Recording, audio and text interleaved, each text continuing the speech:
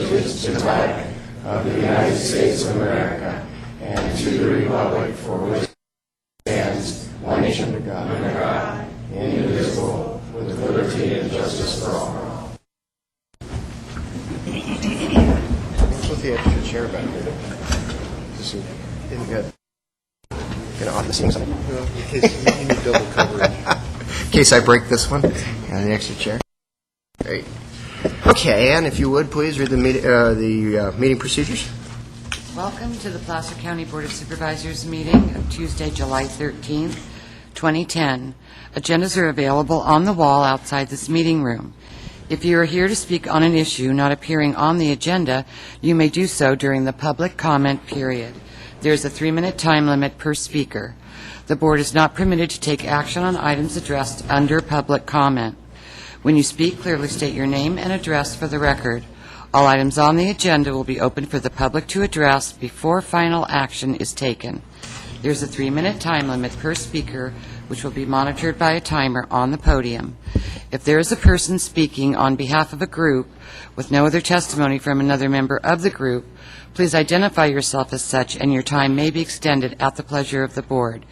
Keep in mind that the chairman has discretion of limiting the total discussion time on any item. If you are hearing impaired, we have listening devices available. It is requested that all pagers and cell phones be either turned off or put in the silent mode. Thank you for your participation and cooperation. Thank you, Ann. And before we go to public comment, I'd like to recognize the presence of Supervisor-elect from District 1, Mr. Duran, is here this morning. Welcome. All right, this is the time for public comment. Any members of the public that wish to address the board on any item that is not on the agenda may do so at this time, understanding that the board may not take action on any item brought forward under public comment. Please go ahead. Linda Farley, 13635 Wright Road, Auburn. Also the Vice President of our local chapter of our PEA, the Retired Public Employees Association. So my question to you today is, have we been scammed?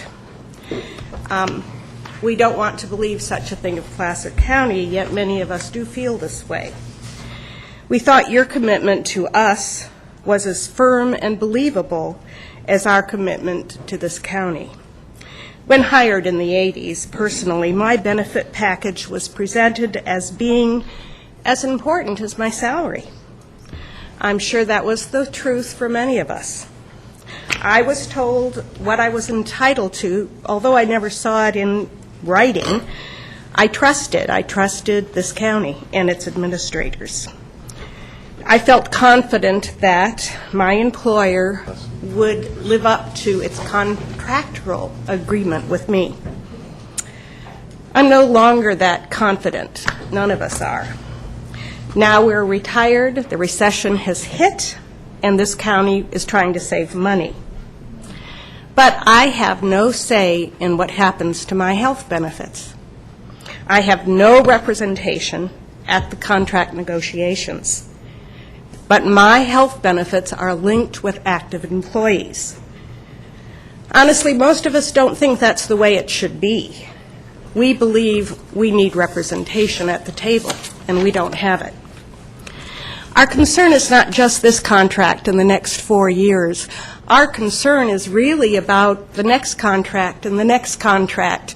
If you're going to charge us 20% of our health benefits this year, what are you going to do 4 years from now? What are you going to do 8 years from now? How are my health benefits going to be eroded? We worked diligently. We worked in good faith. I worked a long time, over 20 years for this county. And now, what I thought I had, I don't have. I don't have it anymore. Neither do any of us. So, I'm on a fixed income. And believe me, none of the people here are any of those people they talk about in the paper who are getting these 6-figure pensions. We don't get that. Quite honestly, we feel shafted. And we think we deserve better treatment than we're getting. Thank you. Thank you. My name is Gloria Stallman. I retired from Placer County Auditor Controller's Office in January of '93. That office was a wonderful place to work, and I would have worked a couple of years longer, but my husband's health was in decline, and he passed away 10 months after I retired. My pension is $742.84 a month. There is an internet website that lists all the public pensions in California that are $100,000 or higher. Placer County has 21 names listed, and I'm not aware of any of those retirees being here today. My guess as to why they are not here is that when the county recently took away some of our pensions to cover part of our health care premium, it does not matter to those who are receiving at least $8,400 a month. And in the near future, if the county takes away more of our pensions, as rumored, it won't matter to them either. All of the retirees here today vote, and there was evidence of possible change at the June election with Mr. Duran's win. The citizens of Placer County need more like him and Jennifer Montgomery on the Board of Supervisors, and maybe things will be more evenly shared and less favoritism shown towards department heads and managers. Now, I have 3 statements from other retirees who couldn't be here today. One lady is Sharon Borches. She's sitting right here. She lives in Applegate, and she did some research. About 1979, state law regarding PERS was amended to require that retired workers receive the same health premium cost sharing as active employees. She believes that Placer County was at that time already covering 100% of the premium for employees using certain cheaper plans. To cushion the cost impact, the county was allowed to gradually increase its share each year until the 100% level was reached. What was understood in 1979 by the employees was that the full level would be reached over 20 years, with the county contribution increasing at 5% each year. However, due to a calculation method not made known to us, an amount less than 5% was being used in an escalator, meaning that it would take much longer than the promised 20 years to reach 100%. By the late 1990s, only about 2/3 of promised level was actually being paid by the county. PPEO was raised that issue, and in the next MOU, the county agreed to meet its earlier commitment of 100% as 20 years had elapsed. Since then, and until the county instituted the 90-10 split 4 years ago, the employees were retiring with the promise of full premium payment. When Sharon grew up, your word was the most important value to have and gain tremendous respect from your peers. Although you are an entirely different group of Board of Supervisors, the fact that we were given free health benefits from people in your position over a 20-year period, I wish to ask you not to be an Indian giver and respect the thing that is right, and continue to allow us our free health insurance, which we have earned. Before you know it, you will be standing in our shoes with a fixed income. The next person that I'm reading for is Phyllis Cox. I would like to bring up the stipends on our medical insurance as they ended at the end of June. This is where PERS took out my insurance payment of $59 a month, and the county reimbursed me for that. I never knew that there was an end to that until I received my letter last week. So if they agree to take 20% of our medical, I know this is going to be at least around $80 to $100 a month out of my pension. If you have sick leave on the books, you can use that, but it will be higher or lower depending on the outcome of this budget. I have been with the county for 17 and a half years and was a very dedicated employee and retired with certain promises from the county and was relying on the county to pay our insurance payments. The third person I'm speaking for is Kay Burkholz. and she lives in Sun City, Lincoln. On November 29, 1999, my relationship with Placer County began. I offered my years of experience, my knowledge, my skills, and my abilities to work with your families. You offered me compensation and benefits, which included 100% medical coverage when vested. This was our agreement, as it was with my coworkers. I faithfully kept my part of that agreement. There were many years when our branch of Health and Human Services had open slots, creating more work for me and my coworkers, creating more stress for me and my coworkers, resulting in being more tired and with less energy for the things me and my coworkers would like to have done in our spare time. However, we trusted you. You said those slots needed to remain unfilled to maintain Placer County's budget. I remember the many years I heard my director, assistant director, and program managers truly agonizing over how to deal with the cuts you required. But like their staff, they trusted you and made the cuts. My coworkers and I, along with our leadership, became more tired, more stressed, suffered more illnesses, but we continued to faithfully keep our agreement with you. As my coworkers, I expect you will now keep your agreement with us. Since I retired, I've read in the newspapers about the many years you maintained the need to make even more severe cuts due to the great deficits you projected. However, as the facts reflect, for several years, your projections were inaccurate. Instead of suffering shortfalls, you created excess. I have faith in you. When I worked for the chief executive officer of a multi-million-dollar retail organization, he often shared with me, and I now share with you, the need is not to work harder, but to work smarter. We kept our agreement with you, and now we expect you to keep your agreement with us. We know you can do it. Thank you. Thank you. I'm sorry, your name again? Gloria Stallman. Gloria, and you said you retired in 93, is that? Right, from the Auditor Controller's Office. Okay. Thank you. Anyone else have a comment?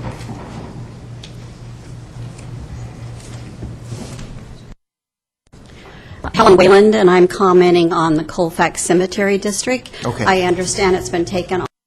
Well, it is a consent agenda item, and after we're done with public comment, we'll do supervisors' reports, and we'll get to the consent agenda. I will ask at that time if there's any member of the public that would like to have an item We withdrawn. can comment on then. Absolutely. We'll pull Thank it you off. very much. I'm sorry Jennifer isn't here, but thank you for listening. You're certainly welcome.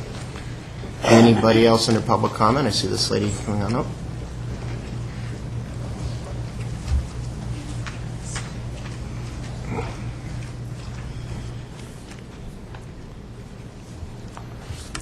Hi, I'm Wanda Adams. I live on Indian Hill Road in Newcastle. And I have a statement to read from Dr. Gerald Brody. He could not be here, and he asked me to read this for you. I am unable to attend the Board of Supervisors meeting today, and I wish my statement to be read.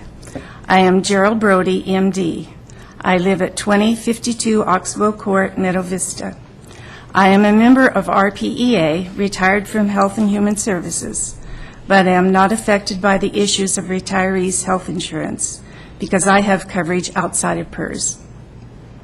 Speaking as a physician, I want to emphasize the importance of elderly patients living on fixed incomes. Having affordable coverage to provide early retirement of disabilities to avoid costly care resulting from neglect. I support and agree with the comments of the other speakers. And I would like to take a moment to speak for myself.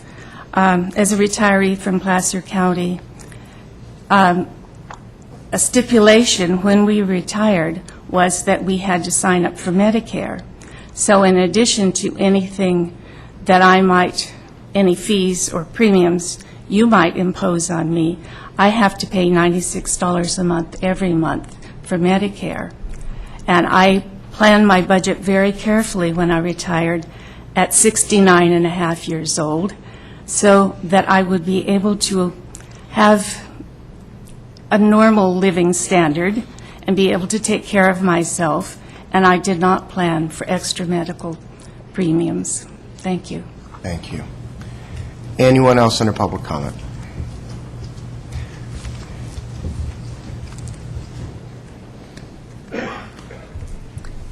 Good morning, Mr. Chairman, members of the board. Janine Windishausen, Placer County Treasurer, and I am here to give you an update on the Empower Placer program given the recent developments last week with the federal housing authorities.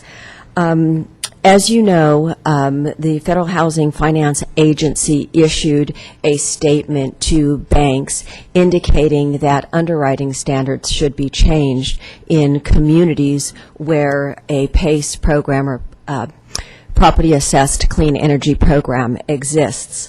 Prior to that, on May 5th, they had issued an advisory statement, and at that time, we took action to suspend processing of applications to the extent that it would incur further, that processing would incur costs to the county or to the applicant pending further resolution of that matter. So on last Tuesday, July 6th, we did receive the FHFA's bulletin affecting residential applications.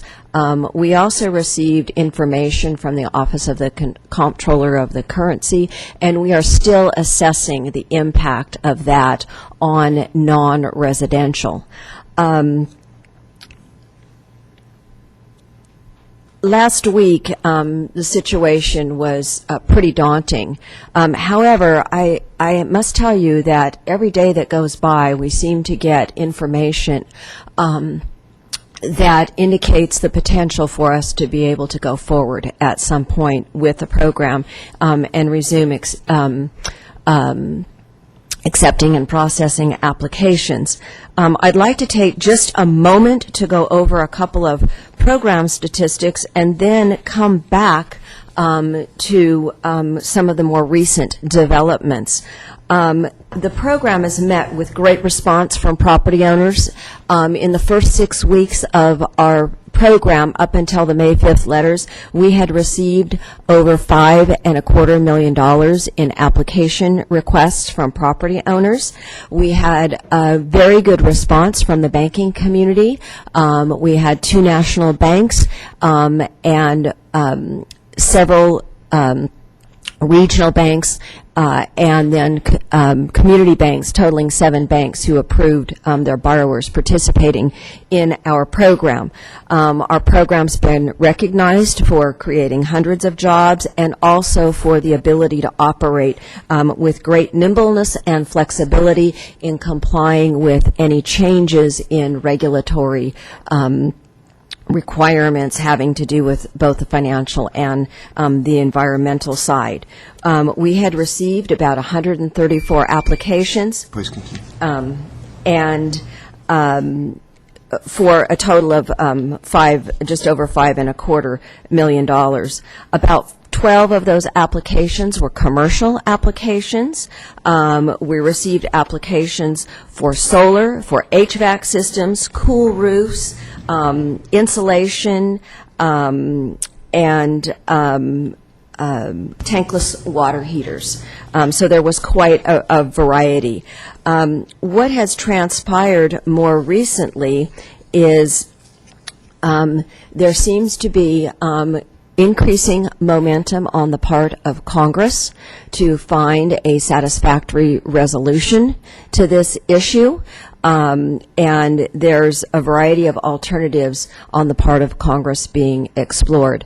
The President's administration is very supportive of the program. There are 22 states that have adopted PACE legislation. And more than anything, I want to really emphasize the congressional interest and effort on this that has increased significantly over the last week. Prior to this, from May 5th until last week, there was really more a small stakeholder working group that was working on an administrative solution with the housing authorities. We have not lost hope for the possibility of an administrative solution. Congressional legislation is a alternative that's being explored, and most recently, I received this late yesterday, a response to a letter that I had sent to Alfred Pollard. All of you received a copy of that it's been at least a month ago.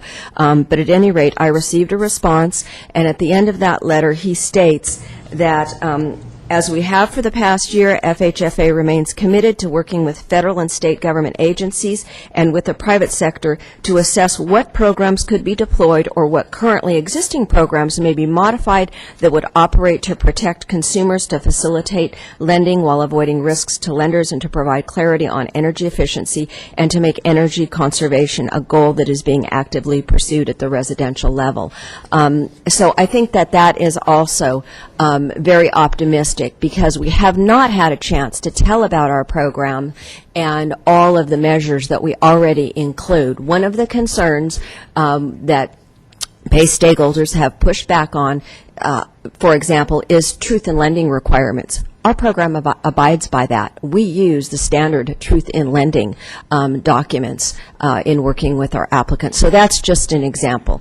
And I want to also say that the support that we're receiving from members of Congress are on both sides of the aisle, so I'm very pleased about that. With that, I'd be glad to answer any questions that. Let me also just mention in closing that I've worked with both the CEO's office and personnel with regard to program costs and disposition of staffing, and that is something that we'll have to continue to work through and figure out exactly how we'll proceed on those areas. I also want to mention that the program startup costs and administrative costs to date is about $500,000. And if we don't have a program, it will be our chances will be slim in being able to recover our costs, because it's through the applicant's repayment that we recover our costs. So I'm sorry, your questions. So you were intending to come back to the board at our next meeting with a full report on program status? A more complete report and any related action items with regard to disposition. We're working on the program. We're working on a resolution so that, in fact, as long as the FHFA letter stays in effect, if we have a board resolution that says that the program is suspended as long as that letter is in effect, then we can protect our community from any redlining that the FHFA is now advising banks. Though it wouldn't require public noticing, I would like to set this as a timed item. I think there's sufficient public interest in the program that we have this as a timed item. Obviously, don't have to incur the cost of noticing or anything like that, since we have no requirement on that.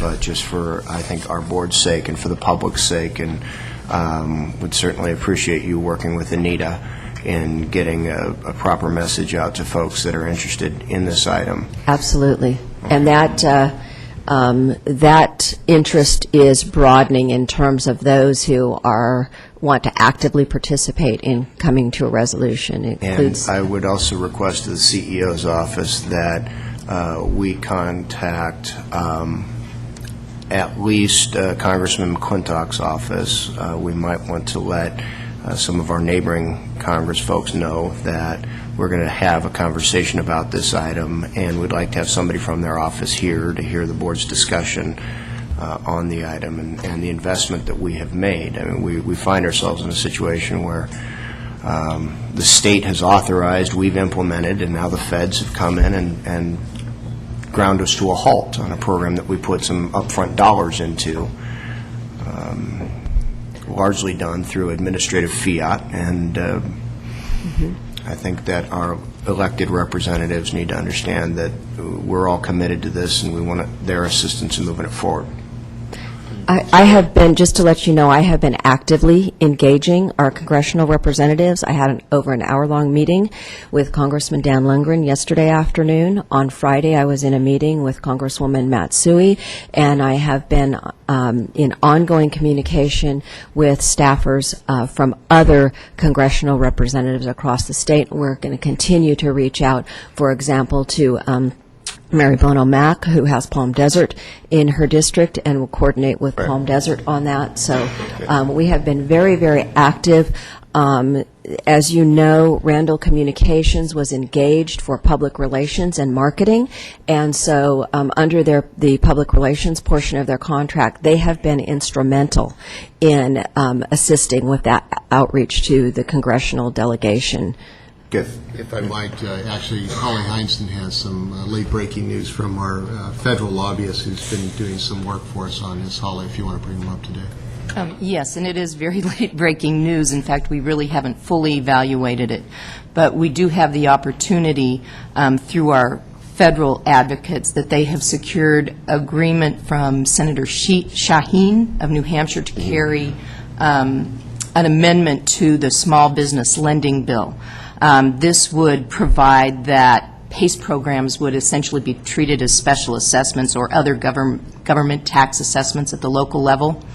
And a number of other elements, including a trial program of 30 months and that they would have to conform to PACE underwriting guidelines. We have not had the opportunity to fully evaluate it. Actually, I think it came in like about 25 minutes ago. So I did want your board to be aware that there is some activity and some willingness to pursue some remedies to the issues that are before us today. In terms of pursuing this, we would need to get this, give them the go-ahead rather soon this morning. So we'll be looking at it, and under the legislative platform, we would have the authority of your board to pursue something like this. But I do want to make sure that the bill that is being amended is consistent with that. We know the amendment works. We're not sure about the existing bills. So we would be pursuing that, and Holland and Knight has been pursuing several different approaches on this. So that's kind of the piece that gives us another cause for optimism here. As I mentioned, there are a number of congressional legislative alternatives that are being explored. Holly mentioned one. There's another one that this would be, if this were to be successful, it would provide most immediate relief and a strong relief in terms of actual legislation. There is a bill that's being considered that has a number of congressional representatives slated to author that bill, but again, it's I would call it multi-pronged in terms of the approach, and that there are a variety of alternatives in addition to continuing to pursue an administrative remedy. Great, thank you. Supervisor Holmes, did you have something you wanted to add? You covered my comment. Okay, I wanted to thank you. We got another presentation. Okay. Any other board members? Any other comments? Okay. Janine, thank you. Thank you. Appreciate it. Any other members of the public wish to address the board at this time under public comments? Okay. I just, a couple of thoughts on the issue of retiree health care that the board will be taking into consideration as we engage this conversation. I was elected in 92, first served in 93. If memory serves, in 1993, active employees and retirees were contributing, I don't believe, less than 40% of the cost of health care. And my recollection is that through my entire time on the Board of Supervisors in my first term through 96, retirees and current employees were paying no less than 40% of their health care. And it wasn't until 2003 when the board renegotiated an agreement that paid for 100% of health care that all previous retirees were relieved of their obligation at that time and received 100% of their health care paid for. In essence, anybody having retired before 2003 or anybody being hired prior to 2003 receiving essentially a windfall that they hadn't been promised, that they hadn't expected prior to 2003. And that, of course, in 06, the board recognized the long-term fiscal implications of having made that 100% promise and began the process of ratcheting it back a little by moving us to a 90-10.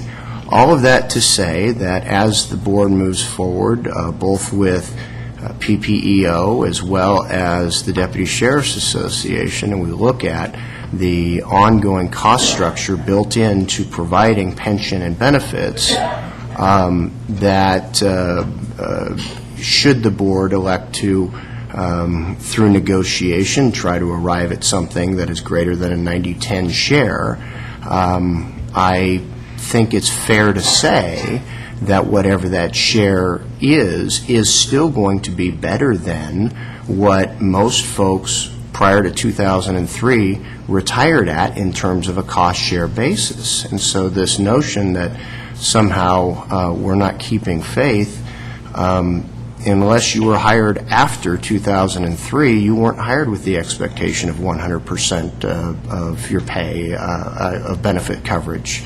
You were hired with some other expectation. And so I'm hoping that as we move forward with these conversations, we do it with that kind of an open recognition of what commitments have been made. Now, the other comment that I'd like to address is the comment about how, when we are on a fixed income, how would we feel if those representations that had been made were taken back? And I just submit to you that our longest-serving board member, Supervisor Wygant, who was just elected to his 5th term, will finish out 20 years when his term is over. Should he choose to leave the Board of Supervisors after serving for 20 years, he will leave with exactly $0 in pension and exactly $0 in health benefits having accrued. So we as board members do understand that there is an element of public service involved in this, and we're going to continue to do our part to do what we can to make sure that the long-term health and viability of the county continues, so that whatever agreement we reach, we can keep, understanding that those agreements do change from time to time, as each board is required to negotiate a contract when one expires. And so I'm looking forward to having the conversation. I am more than happy to meet with anybody that is here today. The comment has been made that your group isn't represented and doesn't have a seat at the table. Every board member up here weighs our decision with full knowledge that whatever we do does impact our retired community, our retired employees. We do understand that. So, but should you feel that you don't have representation at the table, I am more than happy to meet with any one of you individually or all of you collectively. And I think that each of my colleagues would extend that invitation as well. So we'll go ahead and close public comment, and we will move on with our agenda. Supervisors Committee reports. Any board members have anything to report out at this time? Okay, seeing none, we'll go ahead to the consent agenda. I believe there's interest in having 15A. Is that what it's being reported to me as? Yes, it's Colfax Cemetery Commission. Thank you. Okay. There's interest in having item 15A removed from consent. Any supervisors have any other items they'd like to have removed from consent? Any members of the public have any items they'd like to have removed from consent, recognizing that we've already pulled 15A off? Okay, seeing none, we'll go ahead and have a roll call on remaining consent, please. How about we need a motion first? Thank you. Second. Okay, motion by Rockholm, second by Holmes. Now, having a motion to approve remaining items of consent, we'll go ahead with a roll call, please. Rockholm? Yes. Wygant? Holmes? Yes. Huber? Aye. Thank you. Okay, why don't we go ahead and take item number 15A right now, and who is prepared to address this? Mr. Chair, with your permission, I'll do a short introduction of 15A. Okay. Your Board of Supervisors has committee and commission assignments that periodically come up. There's a number of different boards, commissions, and committees that have requested appointment process, or it's set up in law for that purpose. This particular one is the Colfax Public Cemetery District. It's my understanding there's 3 vacant positions on the existing board. They probably termed out in May. If I'm incorrect, please somebody tell me so. I'd appreciate to hear if there's something more clear than that. And there's a recommendation. These are full board appointments. They typically, if it's a committee or commission that's represented only within one district, like District 5 here, County Supervisors District, usually those committee committee recommendations or folks who request to be appointed to that then go through a review by the district supervisor, as you understand, is not here today. And her review of those appointments has recommended the full board appoint Otis Wolin to seat 1, Nancy Hagman, I believe, to seat 2, and the reappointment of John Dugan to seat 3. And that's on your agenda. Do you have anything else, Jerry, to add to that? Yeah, the only thing I'd add to that is this is there are 3 members that are up. Their terms expired, but they are holding over until their successors are appointed by the board. Colfax Cemetery District is an independent special district. It's an anomaly in the law that the board appoints the directors, and then the directors serve as independent directors of an independent public entity. Okay. All right. Members of the public wish to address this item, please come forward.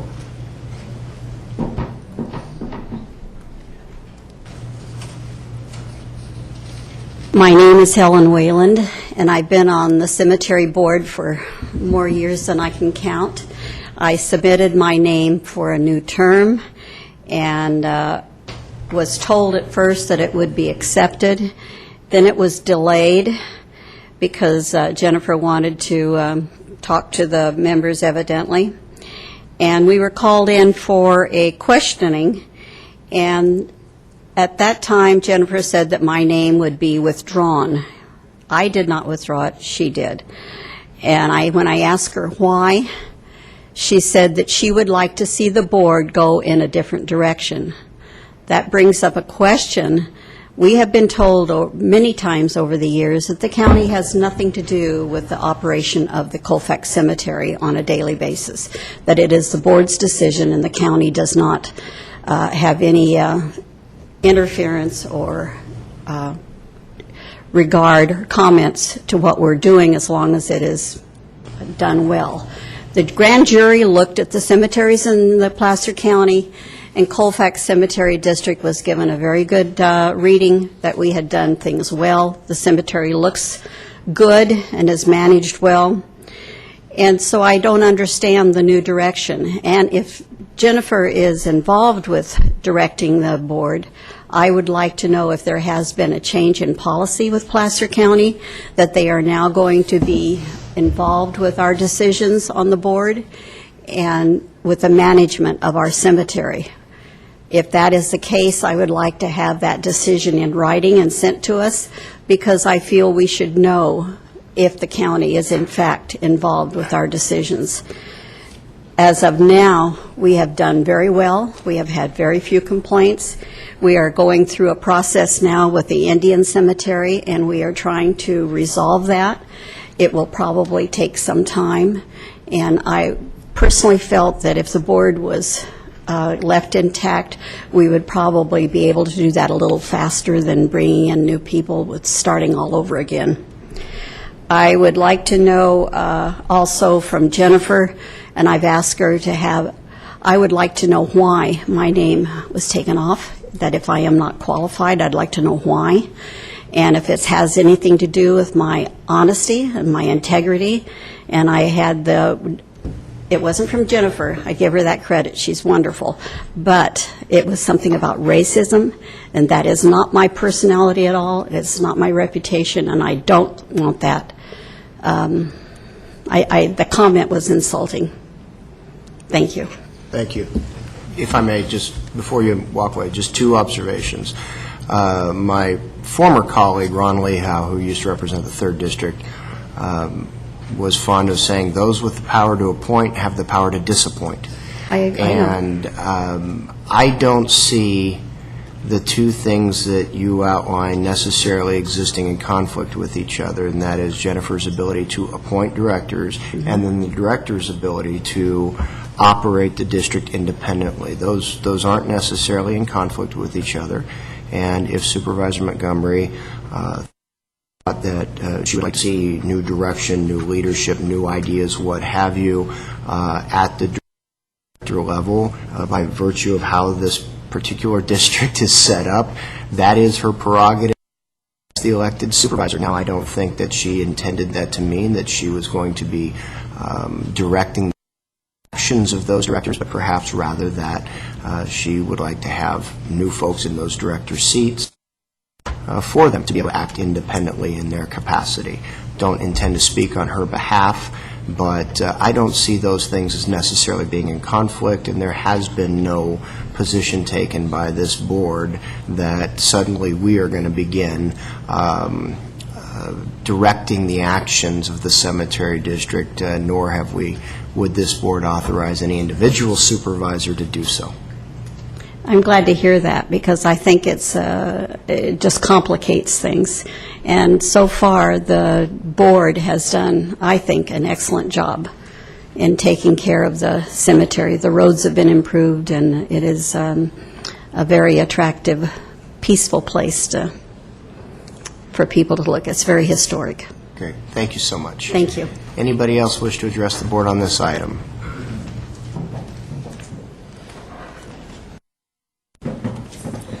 My name is Kelly Ladner, and I've also applied for that position, and I just feel like I haven't been properly interviewed, and I'm very familiar with the Indians, and I would like an interview, talk to her.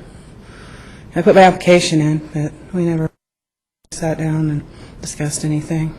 Okay. And I've been around Colfax since 1978, familiar with the Indian cemetery. And they are not happy the way things have been running. But anyhow, I'd just like to set up an interview so I could say more at that point. Thank you. Okay, thank you. Anybody else wish to address the board on this item? My name is Richard Taliaferro. I live in the district, and I was actually asked by Supervisor Montgomery to check into this entire issue because it's been extremely volatile. The former board was not aware that the Indian cemetery, which is separate from the other cemetery, which Helen just spoke about, they weren't aware that that was even under their jurisdiction until a tree fell, an insurance claim made, and there were appointments. I'd like to know a point of order right now, Mr. Chairman. It's already been objected to. It's going to go through or not?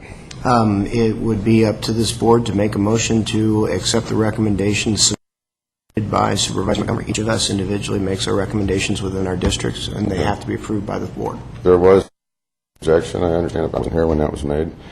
An objection to what? Prior to the meeting commencing, there was somebody came out and asked if anybody had any objection to the current appointments. If I could clarify, no, I was actually asking if there was anybody on this issue because it was on the consent calendar. Mm-hmm. So I wanted to make sure. He was just wanting to be able to let me know that the item was going to probably be pulled off of consent for the discussion that we're having right now. That's all that was. So the actual appointments haven't been pulled off? Oh, absolutely. That action item, item 15A, is what we're discussing right now. There's been no motion made, but the board is in a position with this item having properly noticed. The board is in a position today, should we so choose, to make a motion and act upon a motion to approve those appointments. Okay. Well, you've heard from two people that would like further discussion with Supervisor Montgomery. I'm trying to remain as neutral as possible on this, having checked into it. I would just like to say that I've looked at the larger cemetery, and it is maintained extremely well.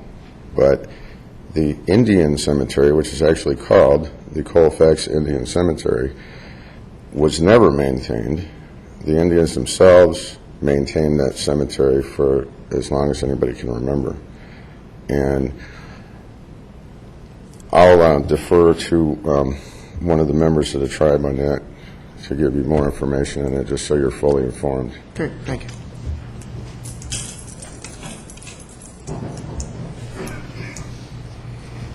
And after this lady, is there anybody else that wishes to speak to this item? Okay, you'll be our last speaker on this item. Okay. My name is Judy Marks. I'm a local Native American of Miwok descent, and I'm a member of the Colfax-Tots Valley Consolidated Tribe. And I stand here today as a person who's in a particular position of having to fight for something that should never have needed to be fought for in the first place. There's been a standing issue in Supervisor Montgomery's district for over a year and a half now regarding the Colfax Indian Burial Grounds. The governing board over this small parcel of land has been the Colfax Cemetery District and its trustees. Those on your agenda today who are to be elected by you to the Cemetery District at today's meeting are in a position to aid the local natives in reobtaining their burial grounds. Throughout this issue, there's been an outpouring and overwhelming community support as documented by this signed petition.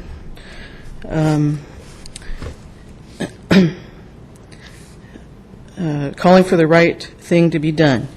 I wish the record to show that I submit to you this petition, which reads, by signing this petition, I hereby support the Colfax Indian Burial Grounds Committee in its efforts to reclaim and continue to maintain the Colfax Indian Burial Ground, located in Colfax, California. It has taken a number of exhausting meetings with certain members of my family, members of my tribe, members of the local Native community, the Colfax Cemetery District Board, and 2 members of the Board of Supervisors, Ms. Montgomery and Mr. Wygant, to even begin to resolve this issue.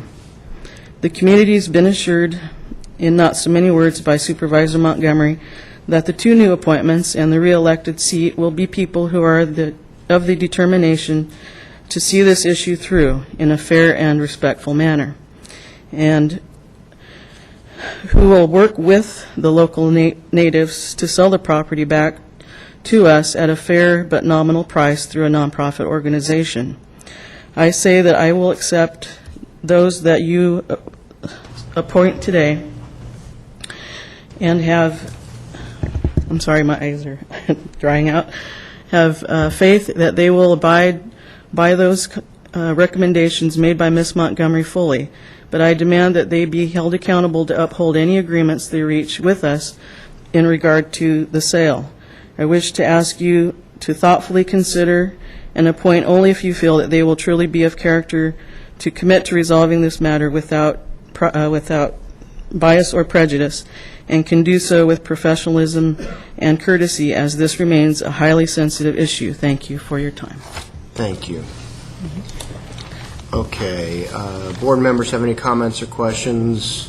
We've heard from the public. Do we have a motion on item 15A? I got a question. Yeah. Looks like there's a little bit of controversy surrounding this. I feel a little more comfortable if Jennifer was here to kind of address. I mean, I don't question if she wants to move forward in that direction, but I'd like to better understand what's going on here. I think maybe we ought to hold off until she's here. Okay, well, I guess if I don't hear a motion to approve the item, then that's the direction that we will take. So at this point, is there a motion to approve item 15A? And seeing no motion to approve item 15A, we'll go ahead and entertain a motion to continue this item to our next board meeting. So moved. Second. A motion, Rockholm, second, Wygant, to continue the item to our next board meeting. And I'll just share my thoughts that I will probably honor the supervisor's request to appoint these very same people when it shows up, because that's the respect and courtesy that we extend to one another when appointments are made within our districts. And, it takes, obviously, if somebody shows up with some kind of a checkered past, then we might have to think twice about that. But of all the appointments that have been made, I can only recall one. In now 7-8 years, I can only recall one I voted against. So with that, those of you that spoken with concern probably know where I'll be when the item comes back next time. So thank you very much for your time today. All right. I would like at this time to jump to department head item, Rui's item regarding, I'm sorry? Item number 5, yes, regarding the local hazard mitigation plan. We have a number of chiefs here whose time on a July day is better spent elsewhere than sitting here. Thank you, Supervisor Euler. And just to be clear, the item for which the chiefs are here for is actually department item number 6, which is the discussion of the possible... Hey, that's what I get for listening to Rockland. Yes, it is. Let's go ahead with item 6 then. Thank you for the clarification. Yes, sir.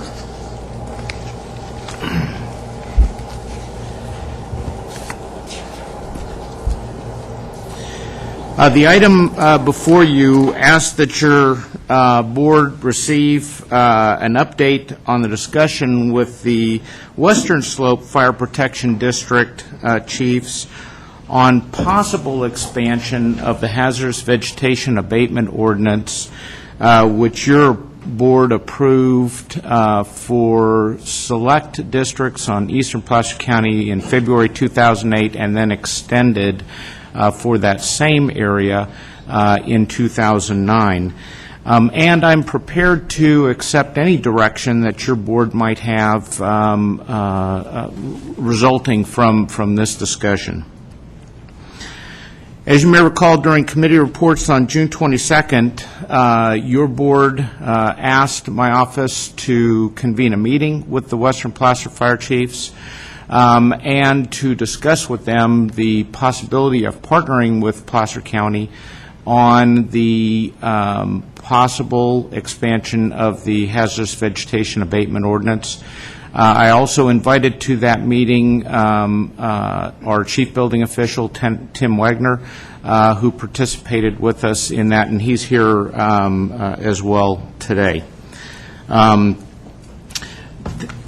Present in the room, we have currently Fire Chief Tony Corrado, his prevention officer Bob Richardson from South Placer Fire Protection District. We also have Assistant Chief Randy Smith from CAL FIRE, Nevada Yuba Placer Unit, also Placer County Fire. Additionally, Dave Wheeler from Loomis Fire Protection District, Jay Love from Newcastle Fire Protection District. Also from North Star, Mark Shadowins. Chief Shadowins, of course, has participated in the implementation of the hazardous vegetation abatement ordinance over the past couple of years. And if I've missed any chiefs, I apologize to all of you. And then I did mention Tim Wagner is here as well. Just a very quick update on the hazardous vegetation abatement ordinance. One thing I think it's important as we go through this discussion, the hazardous vegetation abatement ordinance differs slightly from a general weed abatement ordinance, primarily in its relationship with Public Resource Code 4291, and more specifically, its enabling measures related to helping an improved parcel owner to obtain the required defensible space beyond their property boundary.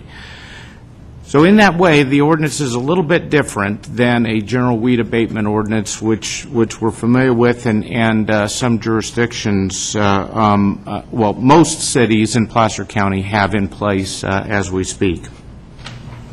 The other thing is that the hazardous vegetation abatement ordinance addresses unimproved parcels only. It does not address that condition where an improved parcel may be adjacent to another improved parcel, and there may be an issue in that specific instance. In general, as we developed the ordinance, there was still an expectation that neighbors would work with neighbors to obtain that potential for defensible space on adjacent improved parcels. So those are a couple of conditions that as we discuss this, I think are important to understand in terms of the ordinance itself. As I mentioned, the pilot ordinance was approved by your board and implemented through 2008.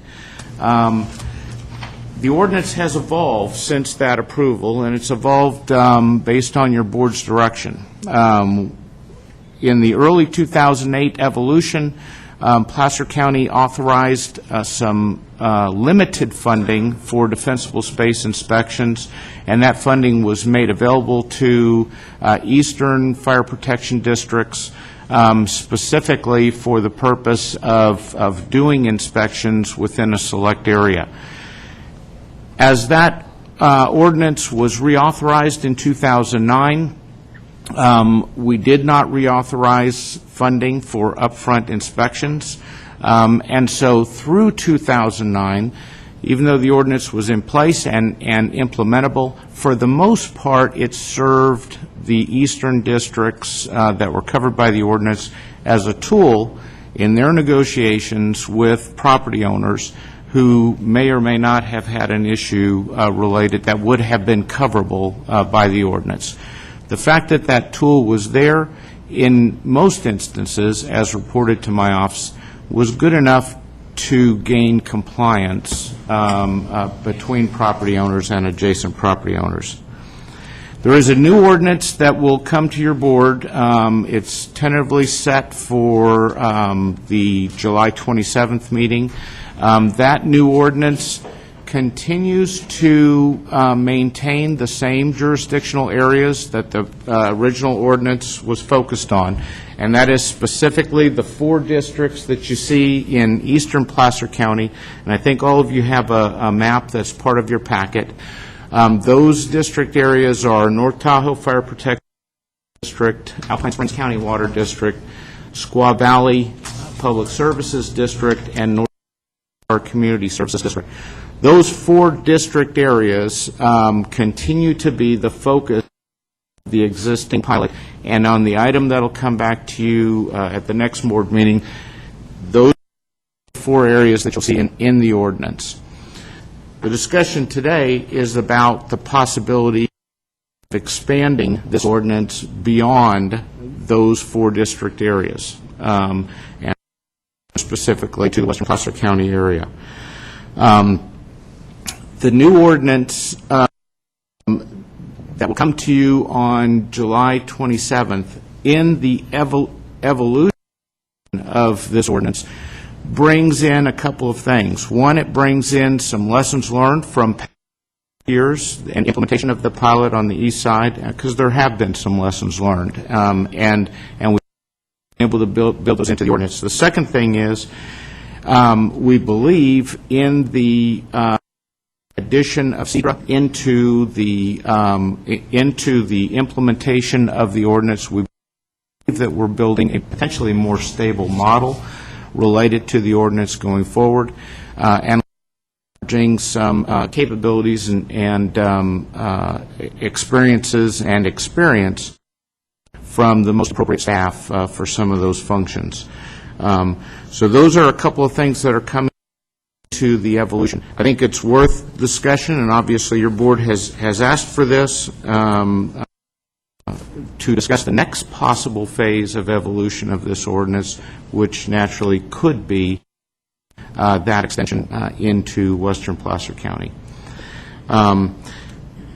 So subject to any questions that you might have, I will tell you we did meet with the fire chiefs. The fire chiefs were supportive of this ordinance. In fact, the fire chiefs brought forward a enforceable weed abatement program in the 2005 local hazard mitigation plan, which your board approved back in April 2005. This hazard vegetation abatement ordinance is actually an extension of what was conceptualized by the Fire Chiefs Association back in 2005.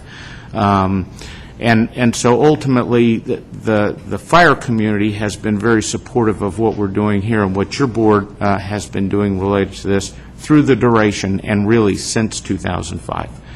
So subject to any questions that you might have, several of the chiefs have indicated that they would certainly be happy to make comments if you so desire. Great. Supervisor Holmes? Yeah, thank you, Rudy, for your leadership on this. This is something that, clearly concerns all of us here. I know we've been getting a lot of calls from neighbors that are concerned about their neighbor's property. As a matter of fact, I got one this morning, left on my answering machine. Don't worry, fellas, it's in Penryn, so you guys are okay. But this is an important tool that we can use. You know, it's awkward when someone calls up and has a complaint about their neighbor's property and we don't have a tool. We can't, to say, well, we really can't do anything about it. It makes us look kind of foolish. So I appreciate the efforts, and I know the fire districts have to go back to their boards and get approval. But whatever we can do to move this forward would be greatly appreciated. Okay, thank you.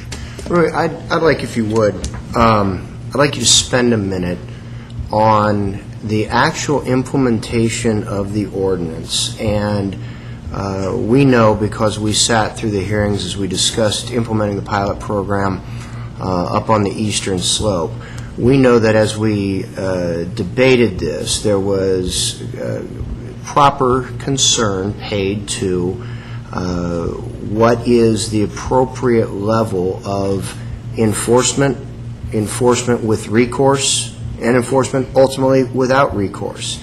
Meaning that on the one hand, while yes, we need to abate these hazards, on the other hand, you can't have a government that is so abusive that simply comes in and tells a property owner, fix it tomorrow, or we're going to lien your property.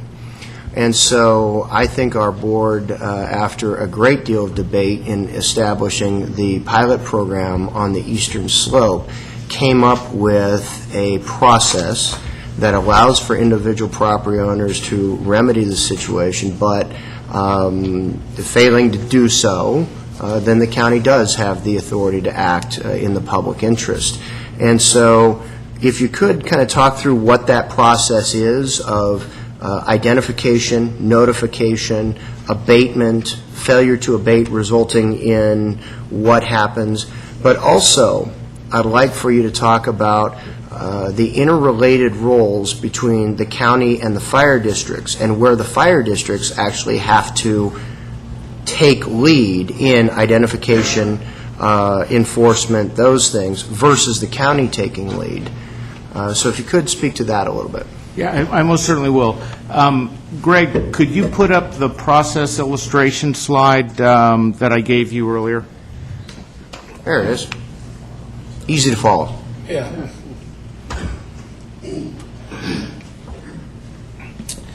As what this process illustration slide does, it is a graphic of the ordinance in conceptual form.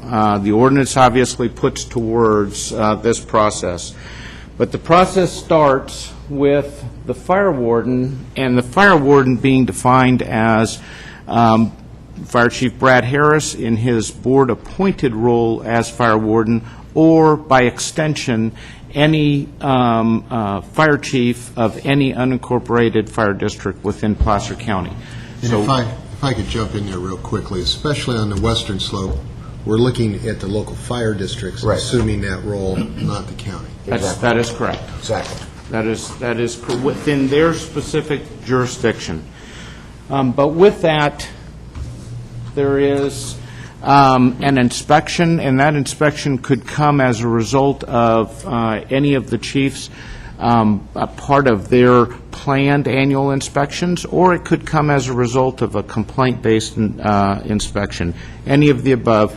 And it would come in most cases, and I think most of the fire entities would agree, most of those requests do come into their districts.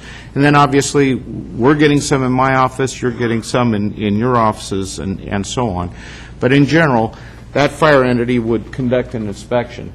From that inspection, in this specific case, they would be looking at an unincorporated or an unimproved parcel adjacent to an improved parcel to determine impacts on the ability of that improved parcel to obtain their 100 feet of defensible space.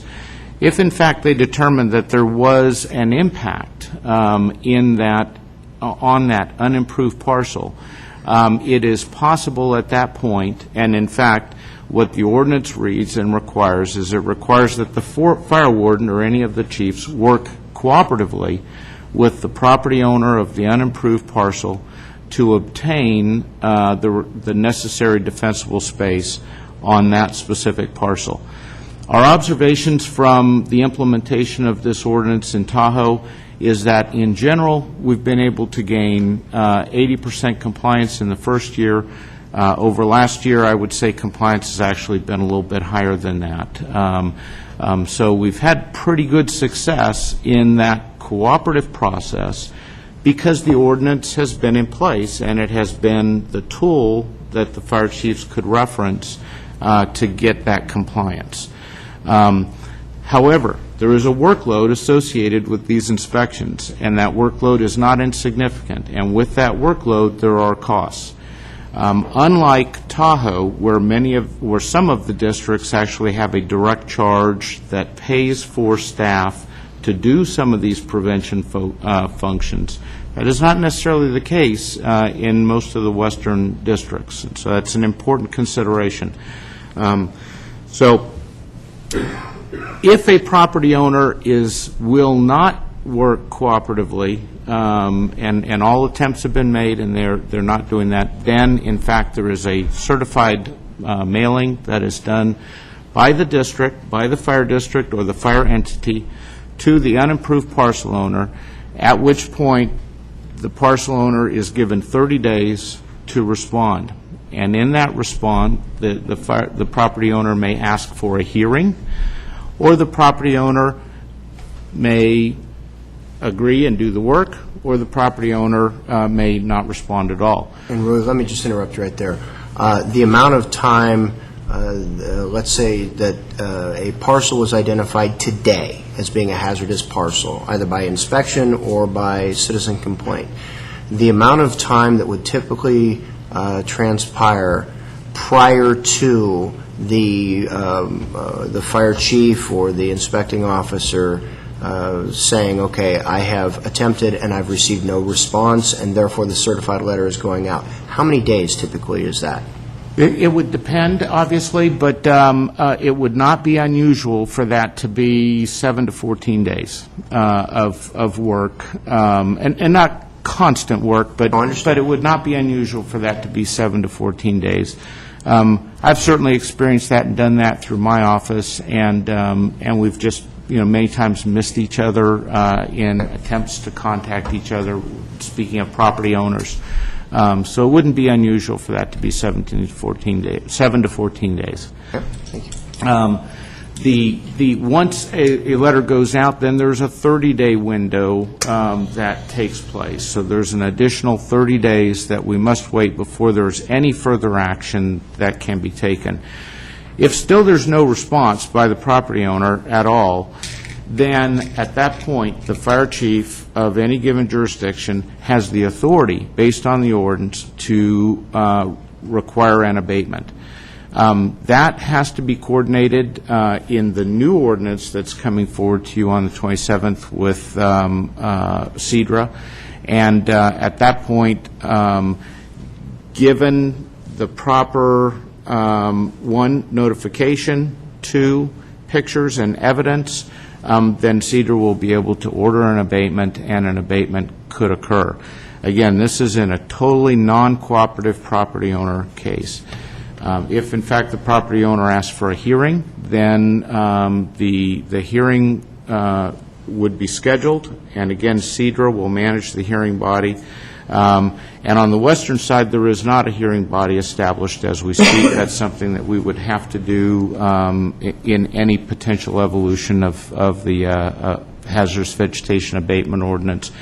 There is one for the east side, and so that exists, but we would want one, I think, also for the west side. And have we had experience conducting those hearings? We have, yes. And what is the typical time? We notify the property owners, they have 30 days to comply. They fail to comply, they're just completely non-responsive. They fail to comply, and then a notice of abatement gets sent. So another chunk of time has elapsed, correct? That's correct. And about another 30 days is not unusual to getting into the hearing, because you're scheduling, one, the hearing body, but you're also scheduling the individual as well. And there is some courtesy on both sides, obviously, in accomplishing that. Sure. So then, from a non-compliant property owner or somebody who then receives this and says, wait a minute, I don't want to be charged for this, I think you guys are being unreasonable, requests a hearing. We are now roughly 10 weeks, 12 weeks out from first identifying. So if I notified today of a hazardous parcel, I can be 10, 12 weeks, so approximately 3 months out before the hearing actually takes place. And if we're talking today, we're heading into snowy season up in Tahoe, and let's bring it onto this side. Let's assume we're in place season, on the west slope. That's Okay. exactly your assessment is exactly right. Okay. So go ahead, proceed. I'm sorry from there. Once the whether the abatement has been done because of a non-cooperative property owner or the abatement was ordered through a hearing body, in either case, under the new ordinance, CEDRA would have the ability to implement that abatement. That abatement would occur under contract with any organization that does that type of work through CEDRA, and with that, the county would take the costs associated with that abatement. If abatement occurs, there is now an opportunity for recoupment of costs, and the ordinance allows for the recoupment of costs, not just the costs of CEDRA, but also the costs of the fire entities. But I think it is important for the board to understand is that in all this upfront work, if the property owner decides to cooperate and get the work done, that work's all happened. All the mailings have gone out, all costs have been incurred, but there's no ability to recoup costs in the existing ordinance. And those are costs in general that the fire entities incur in partnering on this particular ordinance. And so it's important to understand there's an investment that exists as it relates to the implementation of this ordinance. The abatement has occurred. It is now possible through CEDRA to work to put the total cost reimbursement into first a billing and second a lien on the property, which ultimately would make its way into property tax, as you know, to be collected in that next property tax year. So for a typical instance where this may be implemented this summer, the first time it would show up in a property owner's property tax would be next fiscal year, as we know. So ultimately, the county and the fire entity is holding those costs that they incurred for this summer for at least a year going into this issue. Supervisor Wygant, what's on? I'm sorry. A couple of comments and or thoughts. It's kind of expecting that if you're going to go forward, that there's an appetite here for the board for you to proceed. But I think a lot more focus on the cost. I'm noting that all of my supervisorial district is Placer County Fire, with the exception of the incorporated cities. So that's a cost that will actually come to the county. So I think we need to be very careful about that in this particular climate. But I'm thinking of the Glading Fire that we had a couple of years ago, and you and I drove around. As you know, since that time, I've had a neighbor whose house burned in that fire and wanted to do some work across the street, another neighbor's property to remove what he perceived as being a fire threat. So I think we want to be able to proceed with resolving those kinds of things, and I think this could be a tool in that regard. But one observation is that the Glading Fire started on property that had been farmed, dry farmed and grazed, and that's inherent in the landscape out there. So there's always going to be fire risk on those properties. And then I'm not sure how we would interpret an unimproved versus an improved parcel in that neck of the woods. A lot of the farms out there are typically several parcels, and any of which may or may not have some structure improvements on them. And in the case of the fire, I don't know if it had a structure on it or not. It started in a portion that was very rural and either on the side of the road or in the farm part of it. So I guess as we go forward, I want to hear some practical responses to those kinds of pragmatic questions that we're going to have to deal with. Understood. Supervisor Rockwell, next one. I just had a comment that last night there was a news story on a fire that occurred here in Auburn, and the top piece up there, the defensible space achieved. This person had done that to their land and had that defensible space, and therefore didn't burn down all of their neighbors' properties. Their house was a total loss. Yeah. And would have probably spread out. So there's a real value to doing this. Yeah. The cost, probably in long run, possibly could be minimal compared to the outcome, or what occurs when we get the defensible space and people do what they're supposed to do. I think this community would agree with that comment. Yes, sir. Roy, anything else to add before we ask any of the chiefs if they'd like to be heard? Nothing. Great, thank you. Any of our chiefs like to make a comment? Quickly rising to the occasion is Chief Corrado from the South Placer District, almost entirely representing my district. Very happy to have Almost, I know. A little bit of Holmes, but yeah. Thanks for inviting us to at least speak. I guess I get the pleasure of wearing two hats today, representing the South Placer Fire District and the Placer County Fire Chiefs Association. And as a general statement from the Fire Chiefs Association, we love to support anything that reduces fire spread and keeps us safer. So we do applaud the county for taking this action a couple of years ago, implementing the pilot program. While I have not been up there to visualize what has happened in North Tahoe, the reports that we get back are that a lot of good things happen up there, and there's probably a lot better protection for those homeowners up there. And with the the fire history up there, specifically South Shore that had the big fire a couple of years ago, it's a hot topic. As a special district, we are all independently governed by 5 elected officials, most of us. At this point in time, while I think we're all interested, we haven't had a whole lot of time to discuss this with our elected officials. It is on our agenda Wednesday night for our regular board meeting, and I think there are a lot of talking points to this.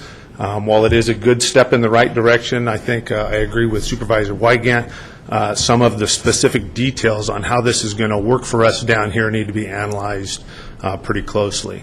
I don't know if just implementing this on unimproved parcels is going to give us a lot of protection. It may, but that needs to be analyzed. For every phone call you get, we get 10. Just want you to know that. So, what's your number? we deal with this regularly, just like you all do. It is this topic has circulated to agenda items at our fire district on a number of occasions over the years. Comes up, we do have some discussion about it, and we have never been able to get any wheels behind it to move it forward. I am an absolute proponent of weed abatement. If I think I could pull it off down there, I would. I know it's going to take some resources, and that always seems to be the holdup there. But personally, I'm an absolute supporter of something. But I absolutely want to analyze this and see what it's going to do for us, look at the costs. If anything comes out of this, I would hope that you would direct staff to attend the board meetings when those things get agendized, engage in the conversation, and help represent the county's efforts to move this thing forward as we move forward to discuss that. So with that, I'll just answer any questions that you may have of us. I got my own thoughts on this, but I'm not sure that it's the point in time to get into the details of it. But well, I'm sure Rui, if he's notified of when the meetings are, would be more than happy to attend, and I'm happy to attend as well, your meeting. I think that has to be the starting point with, with spreading it into the district. So, great, thank you. Any questions by board members? While I have you, I just want to publicly acknowledge and thank Mr. Richardson for the number of hours that he spends at our Municipal Advisory Council meetings. He sits through all of the agenda items, and it's very valuable to have him there to be able to give part of the public safety report, but also from time to time, as various items are heard, they have fire-related issues associated with them. He's there to provide answers, and I greatly appreciate him being there and offering our MAC his expertise. So, and all it costs me is every Thursday morning a cup of coffee and a donut. All right. Well, then you're getting a hell of a deal, because he earns. I know that I leave those MAC meetings and I need more than a cup of coffee. Anybody else wish to address the board on this item? Okay, seeing none, we'll go ahead and bring it back for any final comments or discussion by board members. Really, I have one, and far be it from me to let an opportunity like this pass. Just a couple of days ago, there was an editorial written in regard to this topic, weed abatement. And the editorial finished with the line, find a way to cut the weeds in the next few weeks and not the next few months. Were you contacted by any member of the press prior to this editorial being written? Not on that topic, no, sir. So this process that if we had in place today that outlines all the steps that we have to go through, from first identifying a parcel, notifying owners, dealing with unresponsive owners, having a hearing, all the rest. It's roughly a 3-month process if it were in place today.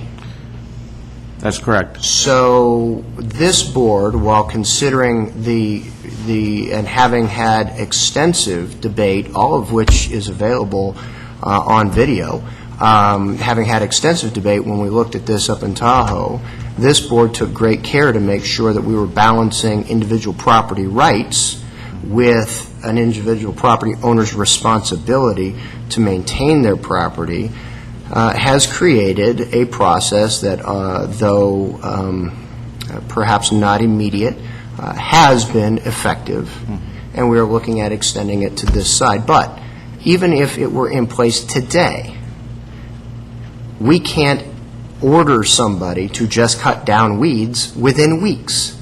That's correct. And even if this ordinance were in place today, somebody very well, a parcel identified today, we may very well be back into the rainy season before the abatement occurs. And so I say this to point out that I think it's unfortunate when a false expectation gets set about what a governing body's authority truly is. I think we've heard here today that all we can do is pass the ordinance that allows individual districts to then take it upon themselves to incur the cost to move this forward. We as a Board of Supervisors have no authority to, A, require that they adopt the ordinance, B, then enforce the ordinance. It's up to them. It's not our authority. We don't have the ability nor the responsibility to do it. And so, while there are certainly a number of things at all levels of government that those of us in elected positions should be held accountable for, I think it does a tremendous disservice to the public to falsely set an expectation that this board has the ability to just order property owners to do things within a matter of weeks. So hopefully, next time before an editorial like this is written, you are contacted, some effort is spent trying to understand the process that's actually in place right now and the time that it takes to implement the process that's in place right now, and that maybe some input is sought from our partners, the fire districts, as to their ability to then work with us to implement these things. So I appreciate the opportunity to express that. Seeing no other, yes? If we did it like the editorial did, and we did it in a matter of weeks, then the next editorial would be we're abusing our power. Perhaps so. I make a motion we move forward with this. Second. Okay. This was just an update on the discussions. I don't know that we need a motion. I think what Rui has seen and the fire chiefs have seen is that this board is supportive, continues to be supportive of efforts to abate hazardous properties, and we look forward to getting something back in front of us that is actionable. Understand. Thank you very much. Thank you. Okay. Don't go too far. I do want to jump back real quick, take our 10 o'clock timed item. And then we'll come back and thank you to the chiefs that took their time to be here. Thank you very much.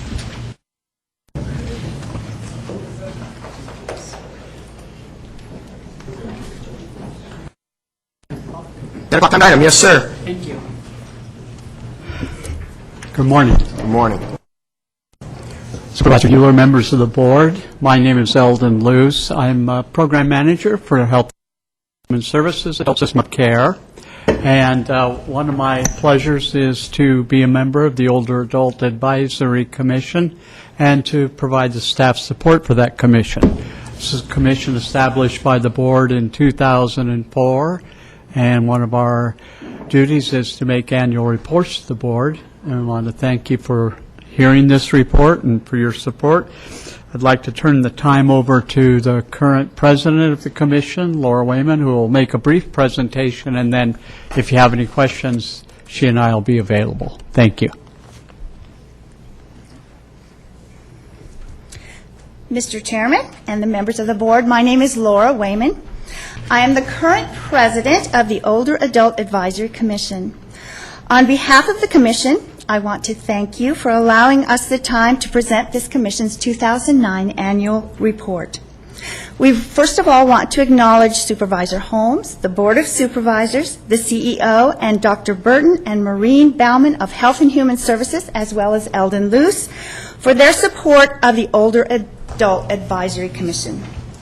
We have our full report. However, I would like to highlight a few of the accomplishments and goals of the Commission.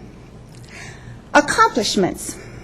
During its 6th year, the Older Adult Advisory Commission continued to be actively involved in various organizational, advocacy, legislative, educational, and needs assessment activities. Commission membership during 2009 included a diverse, experienced, and committed group of individuals. Older Adult Advisory Commission members have continued to advocate for older adults through participation in a number of local organizations and committees. The Commission's liaison to the California Senior Legislature has been involved in reviewing legislation impacting older adults and providing reports and recommendations to the full Commission. Commission members have increased their knowledge and understanding of older adult services and resources by hosting 8 guest presentations at our regular monthly meetings. The Commission's 2009 goals were focused in 2 general areas: the older adult needs assessment, completed and presented to the Board of Supervisors in 2008, and expanding the visibility of the Commission throughout Placer County, and becoming more proactive at encouraging public input. Relative to these goals, the Older Adult Advisory Commission hosted 4 community forums. 2 of these forums were held in Auburn, 1 in Roseville, and in Lincoln Hills. And we had booths at 2 senior health fairs, 1 in Auburn, 1 in Roseville, and we also continue to maintain the Commission's website. Goals for 2010. These goals are focused in 3 general areas: older adult needs assessment, expanding the visibility of the Commission throughout Placer County, and becoming more proactive at encouraging public participation and communication with you, the Board of Supervisors. Relative to these goals, we will be prioritizing the needs strategies identified in the Needs Assessment Report and exploring current and future resources to implement these strategies.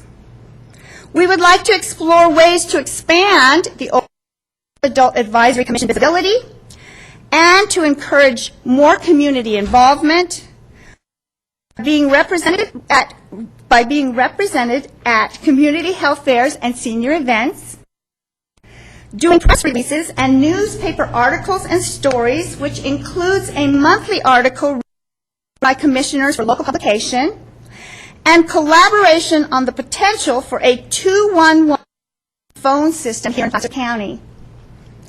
We would like to review Board of Supervisors agendas for items of interest to our commission and older adults, and develop a process for making recommendations to you, the Board of Supervisors.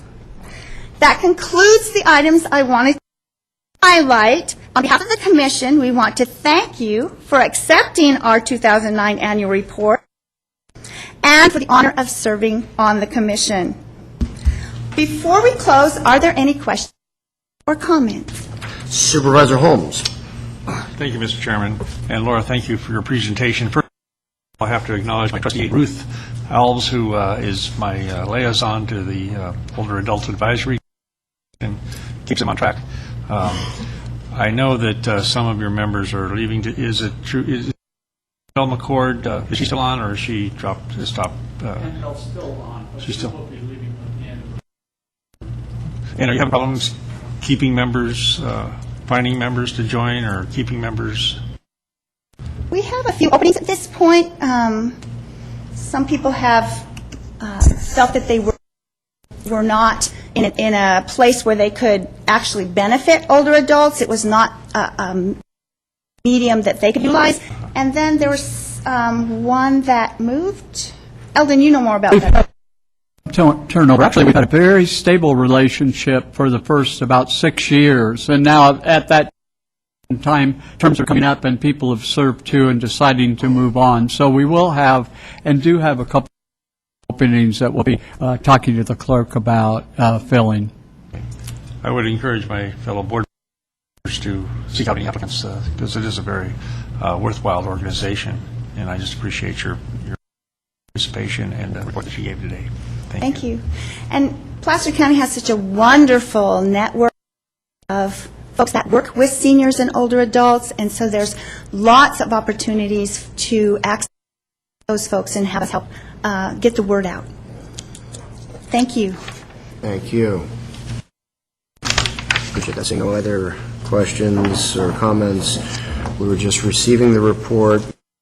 We need a motion to accept and approve the report. We have a motion by Holmes, second by Wygant. Accept and approve the 2009 annual report of the Older Adult Advisory Commission. All in favor, please say aye. Aye. Opposed, none. Thank you very much. Okay, let's go ahead and, Wes, if you wouldn't mind jumping board here, we'll address the 10:30 item. To make it a little quicker, the 10:30 is a notice public hearing on increasing fees for the surveying and engineering division in terms of conducting a public hearing on plan check and inspection fee spreadsheet. What we're asking to do is, on a request by the Building Industry Association, to continue this not to, as in the agenda, it says September 14th, but to September 28th at 10:30, and bring that back to your board at that time. Okay. Any board members object to continuing this item to September, I'm sorry, what did you say? 28th at 10:30. 28th at 10:30. Any objection to doing so? Hearing none, we will just go ahead and continue the item without objection to the 28th at 10:30. Thank you very much. Nice presentation, Wes. Love it. And we'll go ahead and bring Rui back up. Let's finish off Rui's items, and then we'll take purchasing.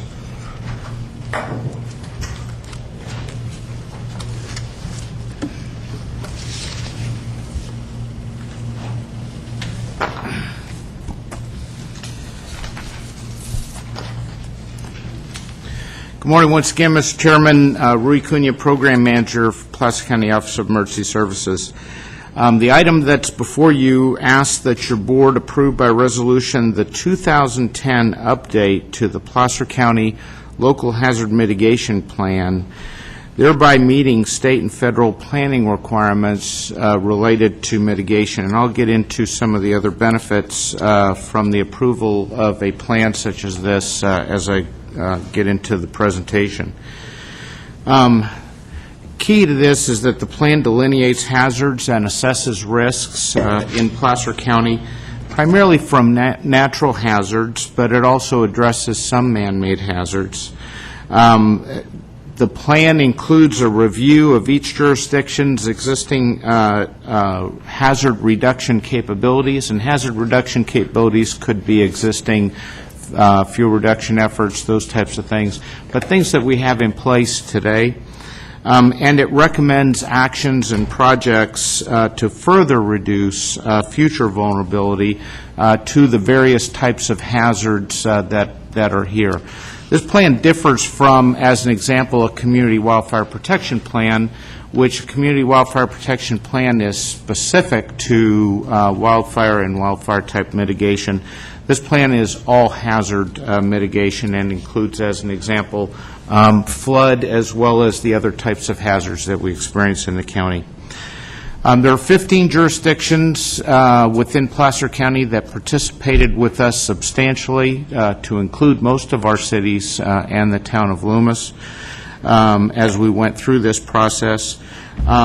There were 7 public meetings that took place during the course of planning related to this, where input was taken from the public based on information that various MACs or the public might have had in reference to hazards and potential mitigation actions.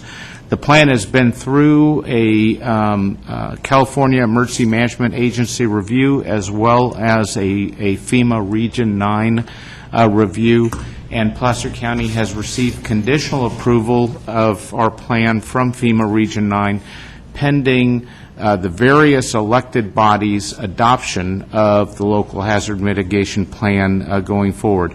Your board's adoption today ultimately is the first step in that process, and the various other jurisdictions will be asked to do the same thing.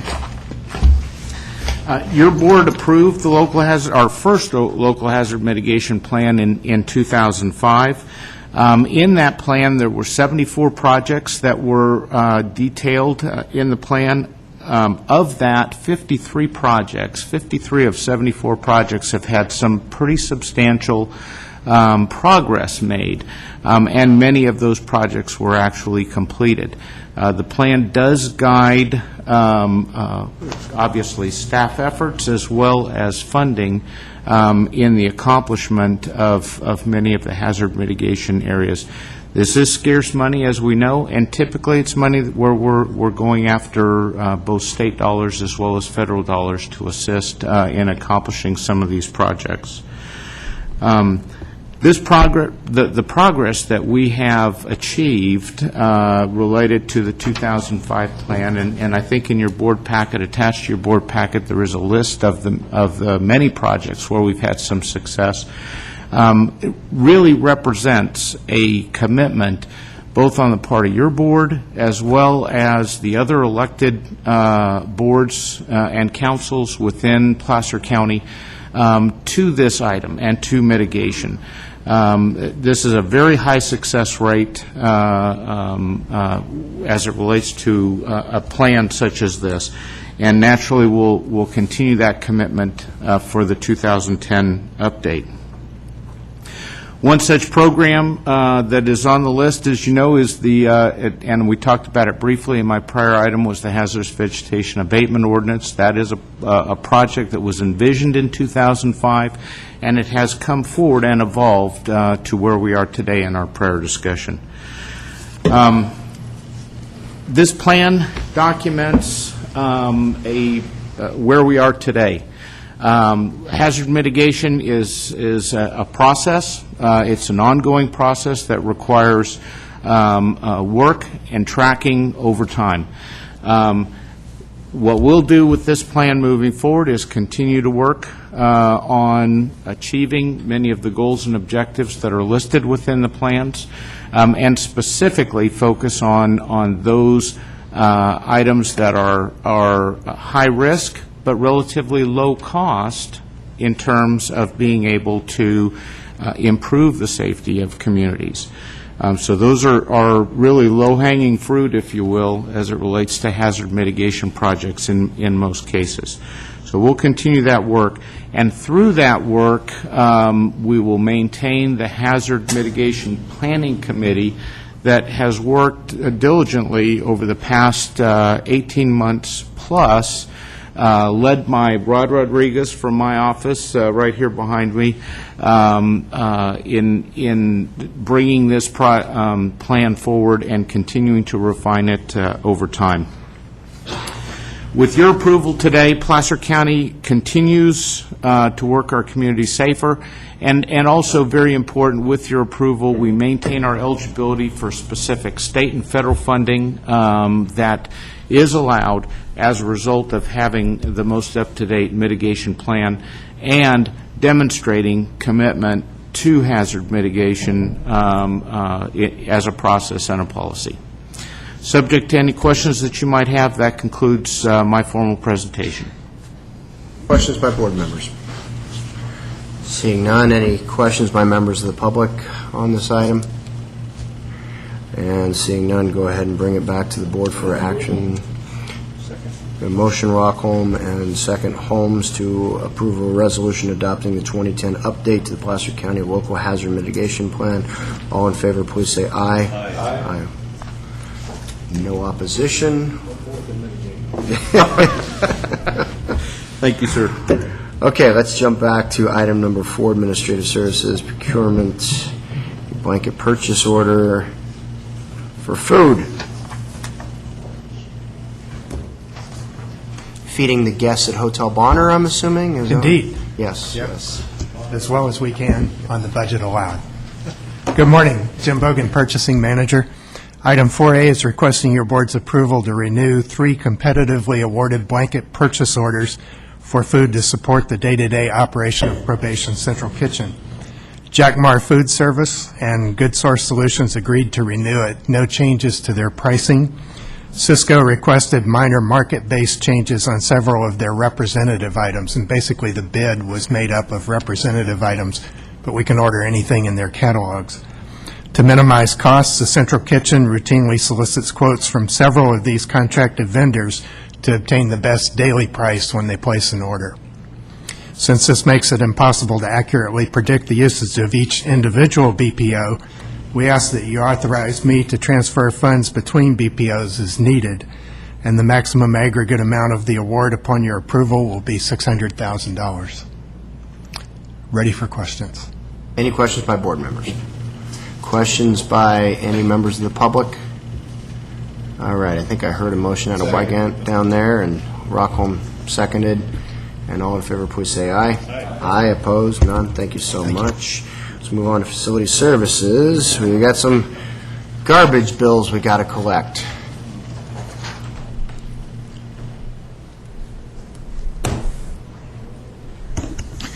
Good morning, Mr. Chairman, members of the board. If, with your permission, this is Will Dickinson, Facility Services. With your permission, I'd like to combine my presentation for items 7A and 7B. They're very similar items. That's fine. Make it go a little quicker. Each year at this time, we come to your board with requests to place delinquent garbage bills from Tahoe and Forest Hill on the tax rolls. This is necessary because Tahoe Truckee Disposal and Recology Auburn Placer are required to provide service in these areas regardless of whether the customers pay their bills. If the owners refuse to pay, the county auditor will place the unpaid balance plus an administrative fee on their property tax bill for collection, provided that your board approves the 2 resolutions in front of you today. Although the process is somewhat different for each of the 2 franchise areas, the basic methodology is the same. Franchisee provides us with a list of customers that haven't paid in May. We send a letter to the customer explaining the consequences of non-payment in June, and we come to your board for approval of the 2 resolutions in July. The customer is notified of the date of the meeting in case they wish to protest this action directly to your board. Their property will be removed from the list if they pay the remaining balance no later than July 20th. With that, I'd be happy to answer any questions on either 7A or 7B. Okay, we are looking at action being requested in both Tahoe area, Area 3, as well as the Forest Hill Divide. Any board members have any questions or comments? Seeing none, any members of the public would address the board on this item? A motion, Rock Holmes, second by Holmes, to approve items 7A and 7B. All in favor, please say aye. Aye. Opposed? None. Thank you very much. We will move on to item 8, probation.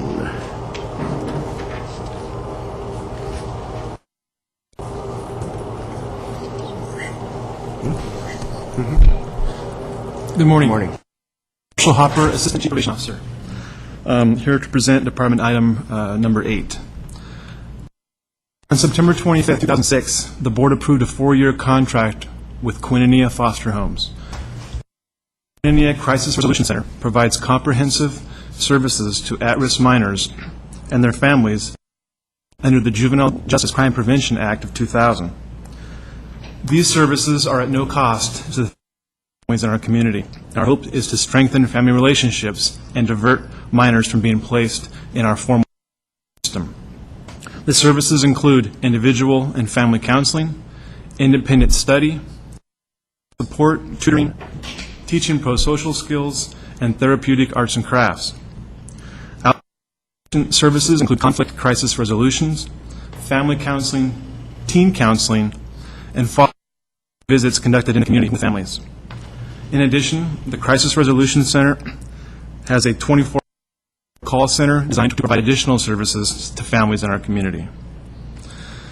Our department tracks and analyzes each of our programs to determine outcomes and recidivism rates, and if needed, we make adjustments accordingly. This year's referrals to the Crisis Resolution Center remain consistent with previous years. Records reflect that 98 minors participated in our program, and only 4 of those ended up in our formal probation system. The 96% success rate demonstrates that this program is efficient, effective, and diverts at-risk minors from being placed into our system, and it also decreases the need for future county interventions as well as potential for out-of-home placements. Last year, the call center received over 3,400 calls from families in the community. Our comprehensive multi-agency approach with Quinninia and our various collaborative partners has proven to be successful at changing the lives of families. At this point, Quinninia continues to provide excellent service as well as they serve our community well.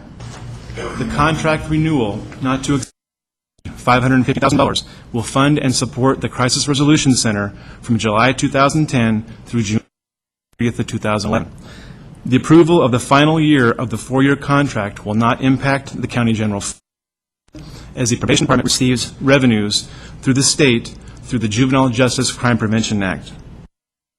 Therefore, it is requested the board approve the contract and support the Crisis Resolution Center and the families in our community. Thank you. Any questions?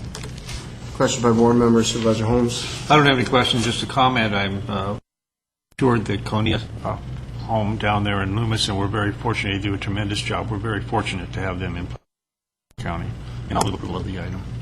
Okay, we have a motion Holmes, second by Rock Holmes. Before we take action, any members of the public wish to address the board on this item? And seeing none, all in favor, please say aye. Aye. Opposed? None. Thank you very much. We will now adjourn as the Placer County Board of Supervisors and convene as the Placer County Development Agency in order to take up items 9A and 9B.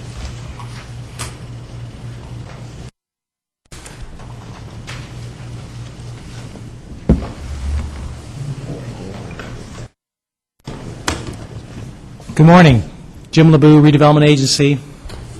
The item for you today is an amended and restated pre-development loan agreement between the Redevelopment Agency and Kings Beach Housing Associates, et cetera, for the Kings Beach Scattered Sites Housing Project. The last time we were before your board on this project, you approved the main development agreement between the agency and the developer to build the project, finance it, and transfer the land, as well as an amendment to the pre-development loan agreement for the project. That was in March. Since that time, we've made quite a bit of progress. The project has been awarded approximately $20 million in tax credits, which completed the financing package for this project. We have completed relocating approximately 30 households out of the units and providing hundreds of thousands of dollars of relocation assistance as per relocation law. And the developer has obtained demolition permits for 2 of the sites. 3 of them have buildings on them, and we are expecting demolition work to be able to begin as early as next week. They're still working through getting all of the building permits that are necessary to do full construction of the project, and there's a lot of work being done on the county side as well as TRPA and the other agencies involved to make that possible as soon as possible. So the funding, other than the redevelopment agency funding, is taking time to become available. We have 2 state grants for this project. There's tax credit investor money coming in. Wells Fargo Bank is financing part of the project as well. So we are diligently working with all of these entities to make those funds available when needed. However, that all takes quite a bit of time, attorneys, financial consultants, and so forth. So we're expecting those funds to be available for a closing, at which time we would transfer the property and be ready to implement full construction, probably in 6 weeks or so. In the meantime, we're trying to get as much of this project done as we possibly can, and the only funding available right now is the redevelopment agency funds that you already authorized. So the action before you today would be amending the pre-development loan agreement that would not change the amount of the agency funding for this project, but would make a larger amount of our funds available sooner, so that if they were able to get permits and get into more of the construction, that our funds would be available to finance that. Okay. Questions by board members? Seeing none, any questions by members of the public? All right. Second. We have a motion, Rockholm, and a second by Wygant in order to adopt the resolution authorizing the redevelopment director or his designee to execute amendments to restated pre-development loan agreement with Kings Beach Housing Associates et al. All in favor, please say aye. Aye. Opposed? None. Thank you so much. Thank you.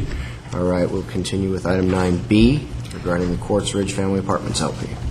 Good morning. I'm Kathy Donovan. I'm Senior Redevelopment Specialist. The agency is requesting authorization to enter into pre-development loan agreement with Quartz Ridge Family Apartments, which is the limited partnership formed by USA for the development of the agency property at 360 Silver Bend Way.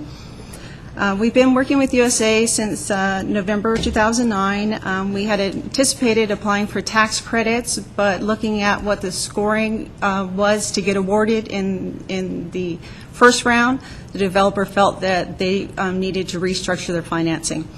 So in the meantime, we would like to move ahead with some pre-development activities, including environmental testing and title research and some market studies and updated reports.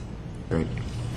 All right, so, but the plan is still for us to initiate the application for the tax credits once the next round of tax credits is open for application and once we've reworked what we put together?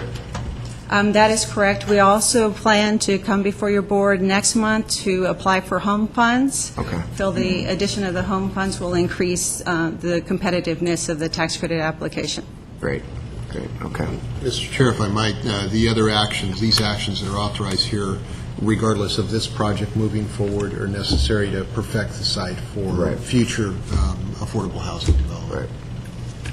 Great, okay, thank you. Any questions or comments by board members? Seeing none, any questions or comments by members of the public?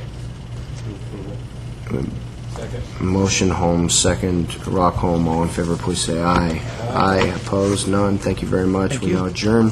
As Placer County Redevelopment Agency, we reconvene as Placer County Board of Supervisors in order to take up items 10A and B with the Sheriff's Department.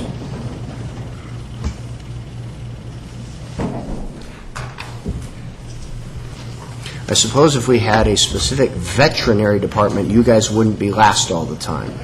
Seeing as how these things go in alphabetical order by department, it's the only way you guys are going to not be last. Or treasurer tax collector. Veterans. Well, good morning, Mr. Chairman and members of the board. Captain Don Hutchinson with the Placer County Sheriff's Department. Today, your board is requested to approve the amended maintenance agreement between the Placer County Sheriff's Department and Tiburon Incorporated and to authorize the purchasing agent to execute any related documents. The maintenance period begins July 1st, 2010, and ends July 30th, 2011, with an annual cost of $315,955, an increase of $5,621 for fiscal year 910. The update includes annual cost adjustments and the removal of maintenance from equipment located in Tahoe. And it should be noted that this is a shared cost between the Sheriff's Department, the DA's office, HHS, Roseville PD, and Auburn PD, split proportionally. The amount is included in the fiscal year 2010-2011 budget, and there is no additional impact to the general fund. And I'm available for questions. Questions on item 10A? Seeing none, any members of the public wish to address the board on item 10A? Motion Rockholm, second Wygant, in order to approve the ongoing Tiburon contract. All in favor, please say aye. Aye. Aye. Opposed? None. Thank you very much. Moving on to item 10B. Good morning. Alan Carter, Sheriff's Office. Today, your board is requested to approve Amendment Number 4 to the agreement between Placer County Sheriff, Coroner Marshal, and the Nevada County Sheriff's Office for jail services for the Tahoe Station.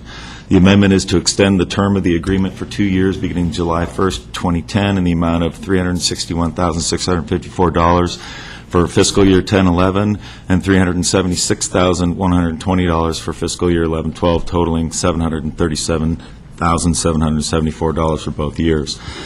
Although this is an increase of $29,036 for the 2-year term of this contract, the contract costs will continue to be offset by reduced costs in the Tahoe jail operations from salary savings, food and maintenance cost reductions, liability issues, and emergency inmate medical health care.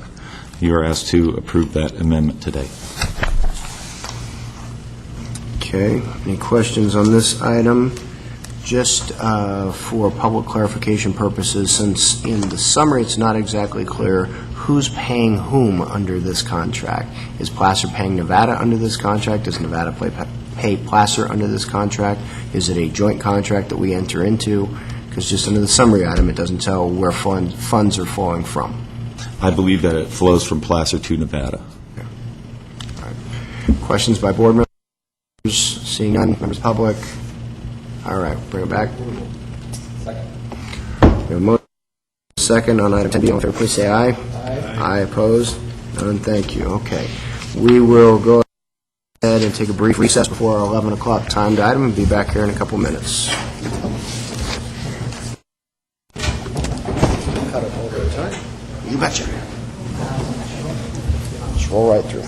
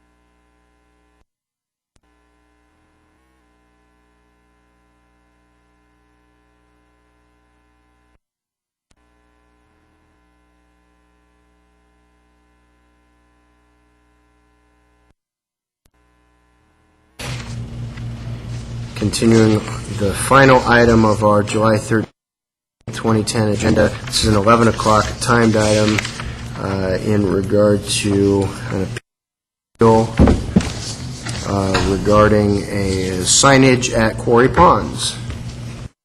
Thank you. Leah Rosaska with the Planning Department. What we have before you today is an appeal of the Planning Commission's decision to approve a variance for multiple tenant names at the Quarry Pond Center.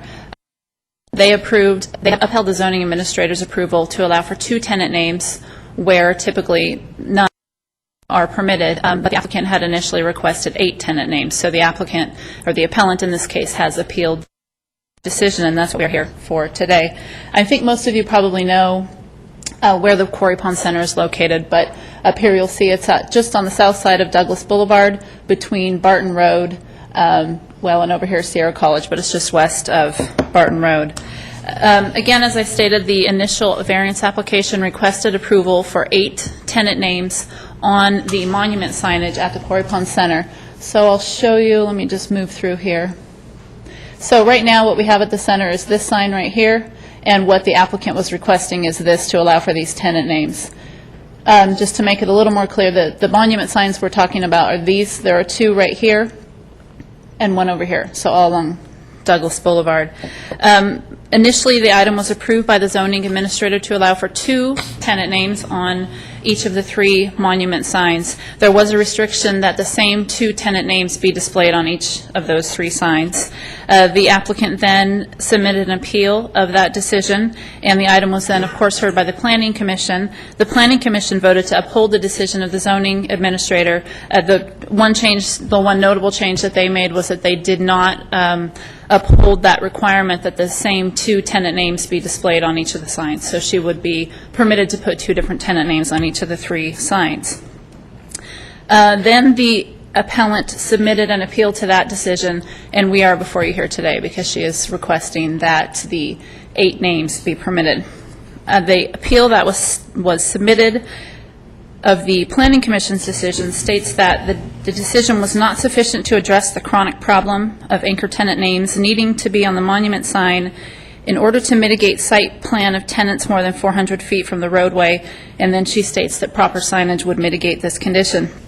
The decisions of the Planning Commission and the zoning administrator were based on compliance with adopted land use documents, and that includes the zoning ordinance, design guidelines, Granite Bay Community Plan, and the sign criteria adopted for the Quarry Pond Center. Additionally, they cited public health concerns and safety concerns mainly. The idea is that, or the concern is that with the rate of speed along Douglas Boulevard, I'm guessing most of you know it's pretty swift along there, the idea of having these monument signs with 8 smaller tenant names that people are attempting to read as they drive past could create a traffic hazard and a safety concern. Yeah, exactly. That could create a safety hazard. Additionally, they did not feel that the appellant was able to display or make an argument that she had special circumstances on the site that would warrant the variance.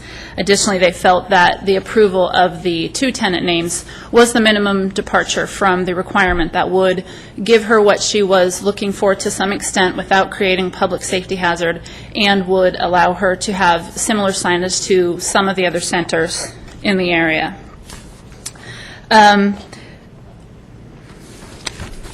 That really basically covers it all. The zoning administrator and the Planning Commission also again cited that they felt that it was important that their decision maintain compliance with these adopted ordinances that I already mentioned. Also worth mentioning that in 2006, there were sign criteria approved for the Quarry Pond Center, which were created and proposed by the appellant and approved by the Planning Commission. And part of that signage criteria allowed for the 3 monument signs where really only 1 would typically be permitted on this site. With that, staff does recommend that the Board of Supervisors deny the appeal and uphold the Planning Commission's decision to approve the variance to allow for the placement of no more than 2 more individual tenant signs on the existing monument signs. That's based on the findings in the staff report and subject to the conditions of approval. Are there any questions? Questions of staff before we hear from the appellant? I'm sorry, Supervisor Holmes. Leah, could you go back to this picture of the signs? Yes. The zoning administrator's approval of two names on the sign, did that include raising the height as a sign? It did. That's a good question. Let me go over this really quickly. The existing sign, as you can see, is about 5 feet. So the applicant's proposal is to take this top portion of the sign, which is, I have a picture of it I can go back to in a moment, and raise it up, as is shown here, and then place these signs underneath. So the height of the sign would go from 5 feet to 9.5 feet. That's a bit of a concern, but not as much of a concern as some of the other issues. It is within the zoning ordinance requirements for sign height. It doesn't extend beyond the maximum. So, but yes, it would require a height increase. So an additional 4.5 feet. Yes.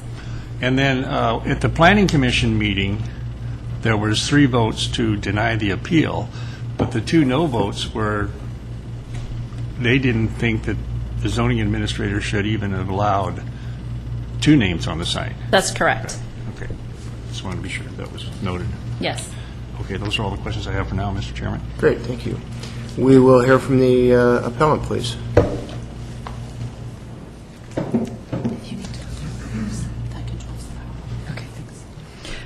Good morning.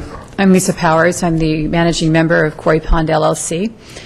And before I begin, I'd like to ask Hamo Sarkeesian, who's one of our tenants and a member of the community, to speak first on his view of the condition of the people traveling along the Douglas Boulevard and in his opinion, of this issue as a community member and also as a business tenant of the center.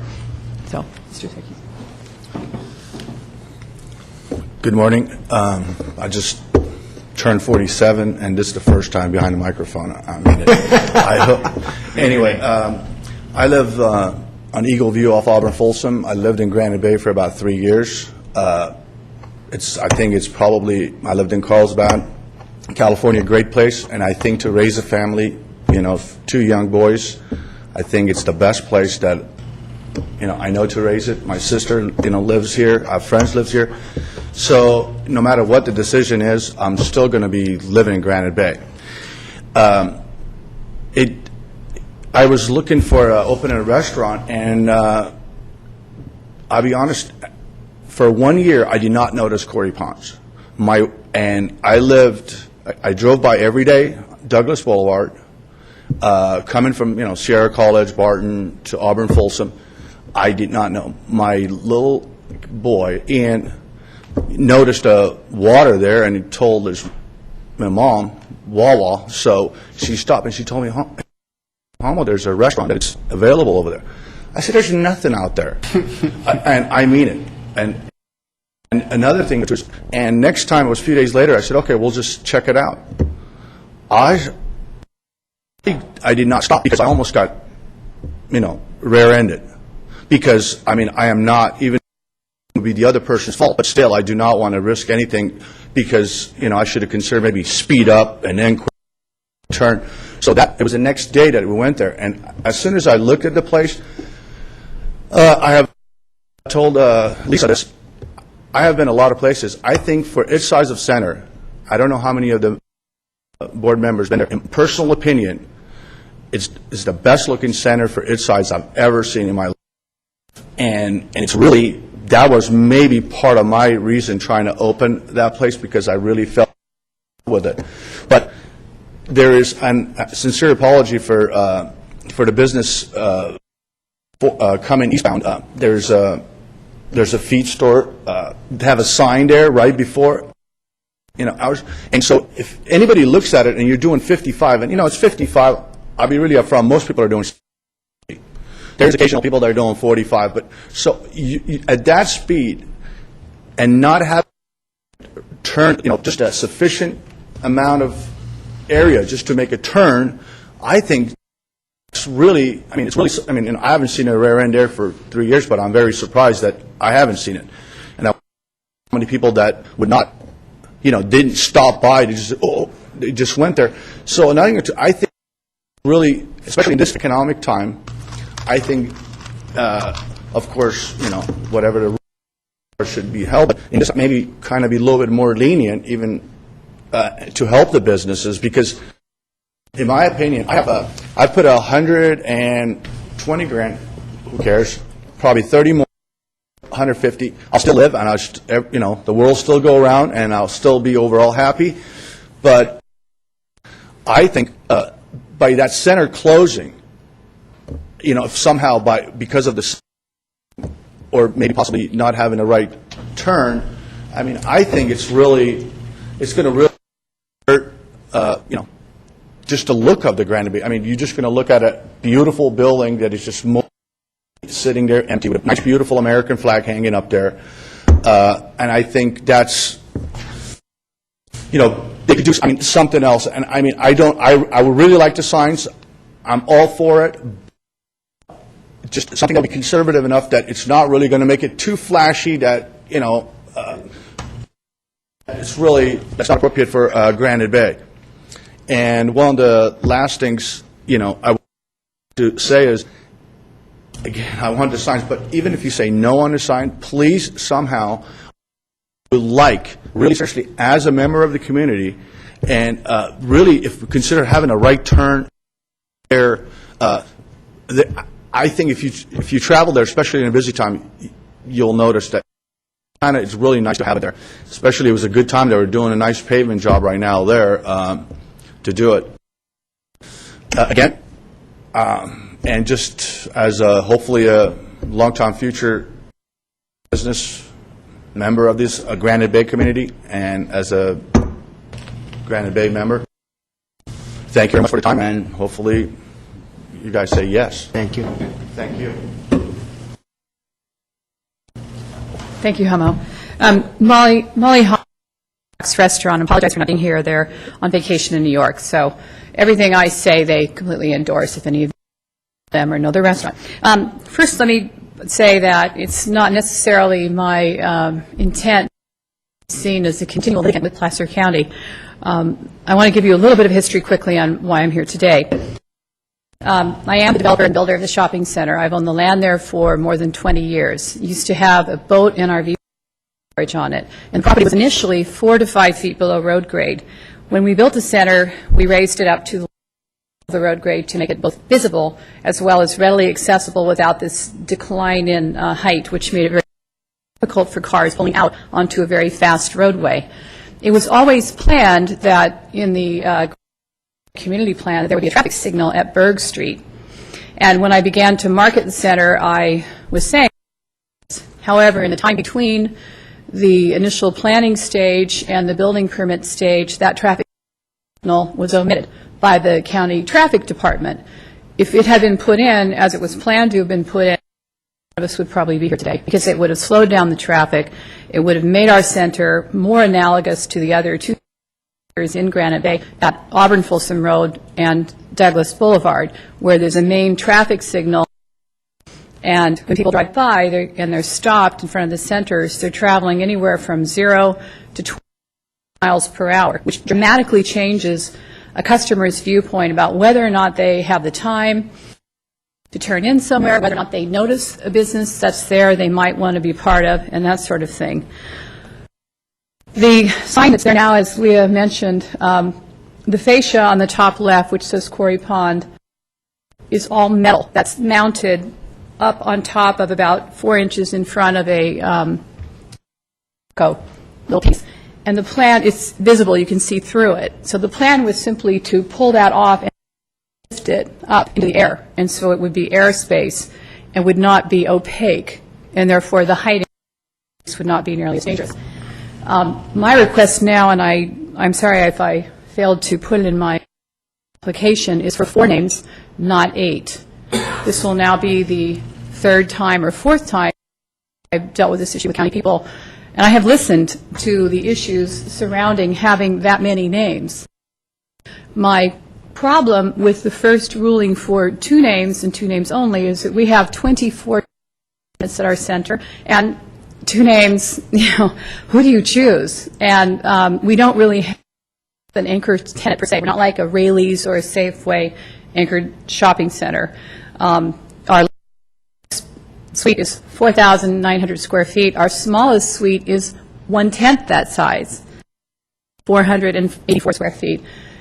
With a total of 24 tenants, even if we had 4 names on 2 signs, our 2 most visible signs, that would be a total of 8 names. It will be a minor little tiny auction or Dutch auction to decide who those go to, but I think that would be enough to both suit the center's needs as well as provide for public safety. One provides for public safety, making the signs of the name sizes large enough so they may be rapidly read by someone driving by. As all of you, I'm sure, know, because you're capable, functioning adult men, you can read thing very quickly. Your brain just sees it. So when you drive by, even at 55 or sometimes 65, that's how fast people do drive by, our brains take in things and we recognize them, especially if we've heard of them before, where a potential customer might say, oh, there's a Pete's Coffee, or, oh, that's where Hawk's Restaurant is. So our brains are wonderful tools for us. For me, I'm also an accountant in my other life. And I'm very much a business person and work with business people. And I see this as an issue of commerce. The reason for this ordinance, I believe, began here. I tried to find out what the basis for it was, but I wasn't successful in that. Maybe Kirk can explain it to me. But and I don't know why it's there, but I realized that really all along this was the correct body to speak to about this issue. I was pleased with the changes as they went through the processes where the Planning Commission did remove the restriction that it not be the same 2 names, but it could be 6 different names, and that helped us. But we had the problem of dealing with only 2 really visible signs, because the one that's not visible is where a person is driving west on Douglas and has to look across a median landscaped, and the landscaping has now beautifully, but grown to the point where you really cannot see our monument sign at all. So a name there would be rather pointless and a waste of space. The other possibility is that we had the ability to have up to 4 names on each sign, if we wanted to, and if planning and design review approved it, we could even change those names so as to rotate them amongst the tenants, thereby being very democratic and giving every tenant the right to have exposure. It's almost the case that if you're a small tenant, you need that marketing and advertising exposure, maybe more than, the larger footage tenant that more people know and maybe visit more frequently. I also think from a business perspective from the county that this is a business issue that is important to consider. We are all engaged in commerce in this country. We simply just transfer dollars to one another. The businesses in Placer County generate both sales tax revenue, and they also generate property tax revenue from both real property and personal property. At the Granite Bay MAC, the MAC completely supported this request of ours, even 8 names, which is amazing because, as we all know, the Granite Bay MAC is well known for not supporting much of anything over the past so many years. And we were quite pleased to see this change in their attitude.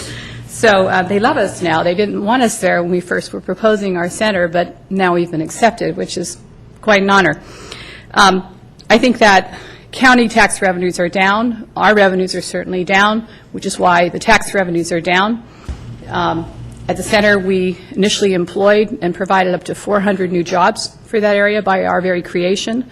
We're only 41,257 square feet, but we have a lot of fine dining on the pond front, and they employ more people per square foot than simple retail would. The other comment about the light is, we'll leave that aside, and I don't want it to be part of this discussion, but I will just simply say that it would solve a lot of problems. There's no money to pay for it.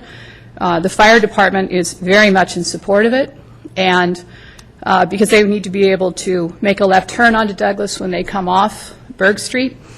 So it's possible down the road, hopefully we can make that happen one way or another for the right reasons and not for private reasons. The other aspect of the center that I'm responsible for, and that's why I'll take responsibility for it and I'm here, is that our center was not built directly on the frontage of the road like most retail centers are, which took advantage of being right at, the minimum distance off the roadway with the, whatever it's called, the setback. We did this because I wanted to bring the pond front to the people, to the users of the community and the center, and by having dining be our main anchor. We are not a large enough center to have attracted a national credit tenant like Target or whatever you want to, pick any one. Pete's Coffee is our only national credit tenant, but I always tell people they're really not because they behave like a small cap tenant. They're from Berkeley, they think, in a more friendly way sometimes. So I purposely built it 400 feet off the road because that gave our customers the ability to have the pond front view for dining, and that's one reason why people find it so beautiful. The inland speed on this arterial is a problem, and that's all we can say about it. When I did a traffic study, when we did propose a signal, we found that there was no degradation in traffic as a result of potentially putting in a signal at Berg, and that was a good finding. So I don't think we can do the signal now, however. So the last thing I would say is that I'm looking for 4 names on 2 signs, which is a total of 8 names. And I think that if the ordinance that is in all of Placer County is born of this board, that it's right for you to consider it, and would offer perhaps the question that maybe there are special commercial zones or areas where that ruling might be looked at again. And the other last thing I want to say is I don't recall getting 3 signs when only had a right to 1. I recall having a right to, I thought 2, but who knows, I'm sure I've forgotten everything at this point. So, just a point of clarification, a couple of them. First of all, in terms of the 2 signs that you're now asking to modify, can you scroll back and show us which, I don't know how to use this. Which 2 signs we're looking at? You might just hand it to Leah. Okay, sorry, what is your... Go back, that one, right? Nope, go back, one more. There you go.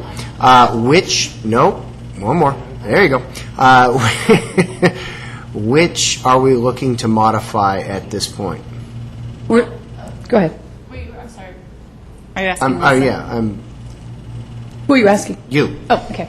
We're looking to modify the most left one. Yes. And that's one sign that faces east, or faces west, actually. Right. And then the middle sign, which is a V, where her light is right now, the right side is seen sort of by people driving west on Douglas. Right. And the left side faces west and is by people entering the center. Those 2 fascias which face west. Okay. And just for appearance and consistency's sake, I'm wondering why you wouldn't also, because adding the names, the 4 names, would require raising the existing sign of that 2-faced sign that looks northwest and northeast.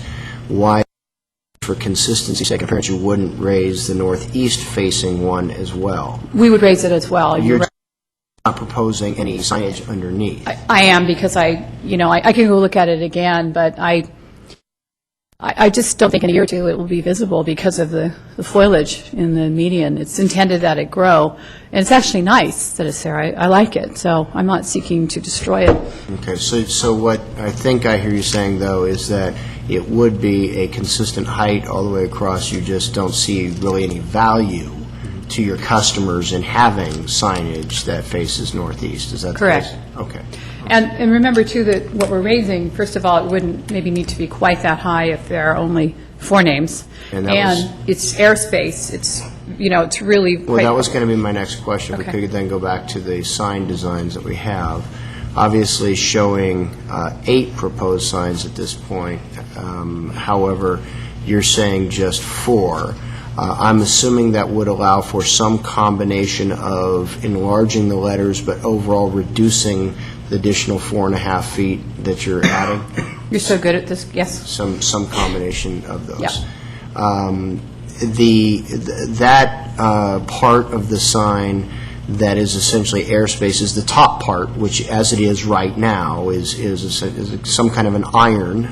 The sign on the left is some kind of an iron. That, do you want me to? Sure, yeah, that'd be great. If I can, There you go. so There you it's go. this. And the bottom part, you are looking at the possibility, you're requesting the possibility of it being changeable. And my only concern with that request is that the nature of the changeable letters that I've seen, and I'm sure things have improved, is that aesthetically they're nowhere near as nice as what we see on your current sign. I agree with you. Is if you now perhaps there is something that is out there that does have lettering that is aesthetically as pleasing, and you can have a similar solid backdrop and all the rest. Yeah, what I've envisioned for that is, everything at our center has been designed with the purpose of being at that center in its own way. Right. And something in like a plastic acrylic material or even a sheet metal with a tenant name put on there in metal letters, it's not that expensive. Right. Once they sign a lease, they're there for a minimum of 3 years. It's Right. something that we're happy to pay for out of the triple net budget. It's very affordable. And I think that, maybe I'm a Republican or a Libertarian or a Democrat at heart, but I sort of really like the sense that everyone can have their chance to be there this is a democracy. And so that's where my belief goes. Okay. All right.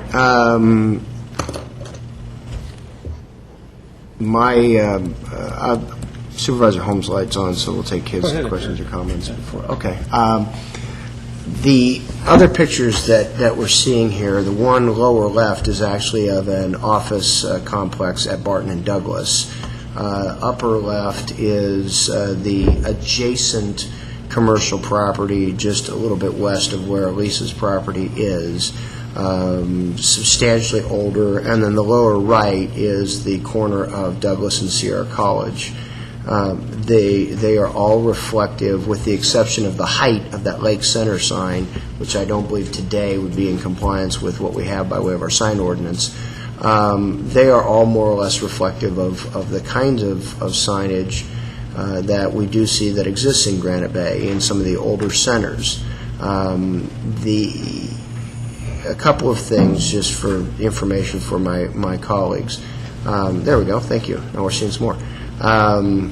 We do see some tenant signs on the sign upper right. That is the corner of Auburn Folsom and Douglas, the Rayleigh's Center, otherwise known. And then Granite Bay Village you see as well, which doesn't have a lot of tenant signage, if I recall correctly. Plaza del Lago, again, down lower right, is a professional center as opposed to commercial. The signage varies. It's fairly inconsistent throughout Granite Bay, reflective of the fact that Granite Bay has built out literally over 50 years to get to where we are, and that the rules haven't been consistent throughout. Of course, we're going through a general plan review, a community plan review in Granite Bay, and obviously signage is yet another thing that we will be discussing. Granite Bay has historically had a problem of attracting and retaining businesses, commercial businesses, and I have always believed that is in large part due to our very restrictive signage requirements.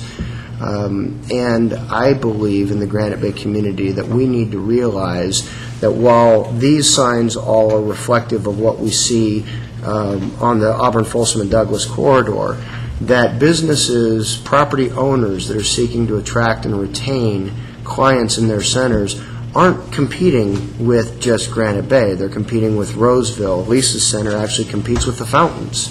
It is of a scale, a socioeconomic scale, her center is, that the Fountains in Roseville is actually a better competitor, or comparable, we should say, than some of these. Lisa's Center is far and away the nicest commercial amenity that we have in Granite Bay. It has, when she built that center, it set a new standard for what we hope to see as other parts of Granite Bay redevelop over time. Lisa Center was not new development. It was an old existing facility that, in all candor, wasn't the most attractive thing. You drive by and see the boat storage in the back and all that kind of stuff. And her center really upgraded that area. She's made a significant investment in the community. And I am very supportive of her ongoing efforts to attract and retain clients, and I do believe that modification to the existing signage, given how she constructed her center, to sit back, to then landscape within the center, which of course then creates additional barriers for visibility for the signage that exists on the building. I believe that her request for the 4 signs that are changeable, the 4 business names per side of those 2 signs that are changeable is something that well, I know it's something that I can support.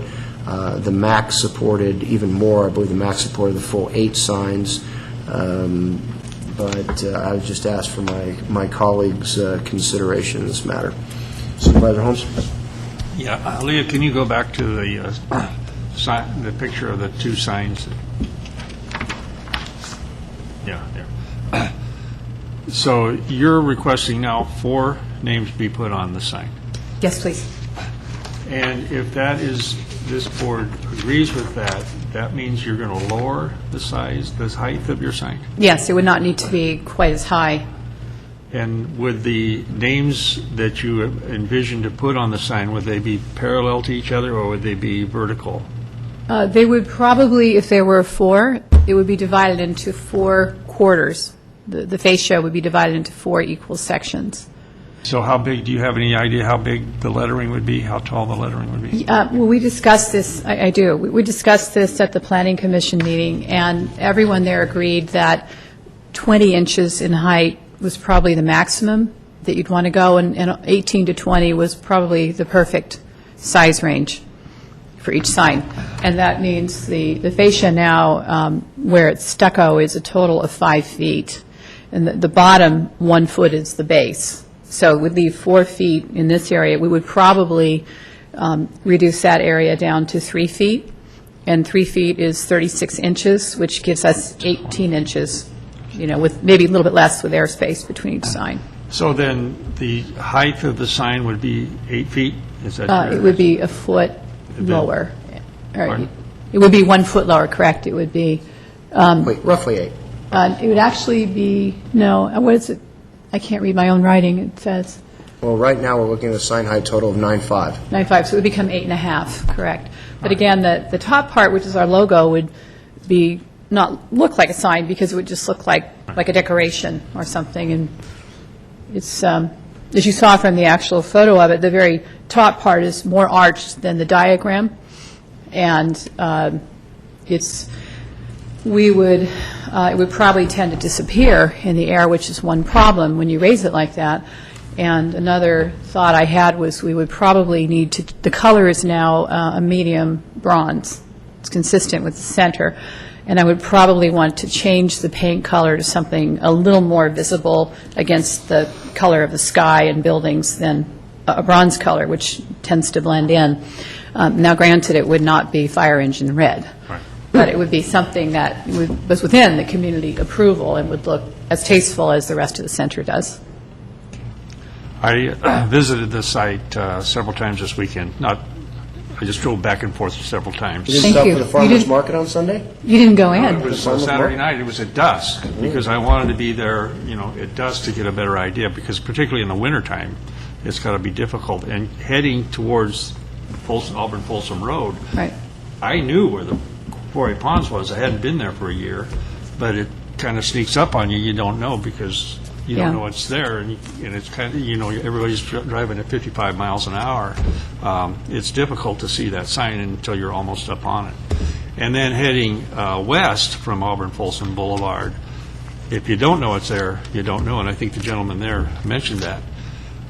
So I I would support the raising the height and the 4, I wouldn't go for eight names on the board, but I would support 4 signs, particularly the height of it is a concern for me because it's a safety issue, driving past there at 55 miles an hour if you're not aware of where it is. And if I owned that property and I had the ability, I would put some lettering on the backside of Pete's Coffee that said Quarry Ponds, and I would never say this in front of the Granite Bay Municipal Advisory Council, but that would help eastbound or westbound traffic.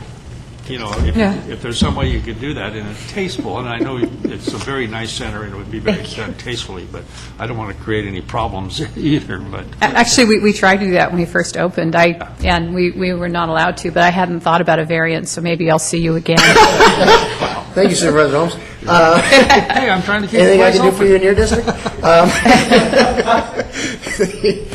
Any other comments by board members? Mr. Wygant.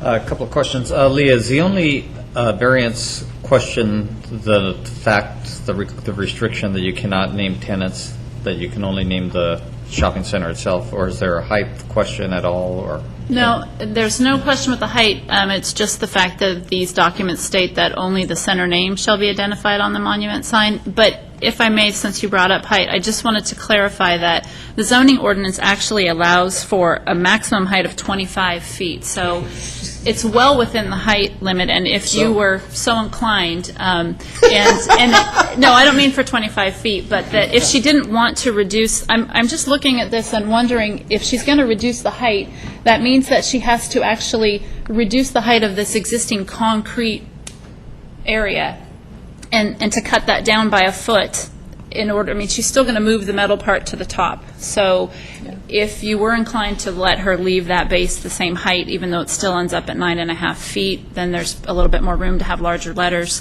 She wouldn't necessarily have to reduce the height of the sign. I don't believe it becomes any more of an impact, and it is well within the zoning ordinance. So I just wanted to throw that in since you brought up height. Wait. Supervisor Wygant still. Some more question. Okay. Although I've lost track now. How many tenants do you have? Tenants or tenant spaces? I'm trying to think of how possible names. We have 24 suites right now. They're not all full. We have a significant vacancy problem. Okay. And so with staff's, Paul's not here obviously, but staff's predominant concern, just the safety issue itself in terms of the number of names that people might be trying to read as they're going by at 55-ish? Yes, absolutely. Okay, thanks. That's all. Okay. Any members of the public wish to address the board on this item? Deputy, you don't care to? No? Okay.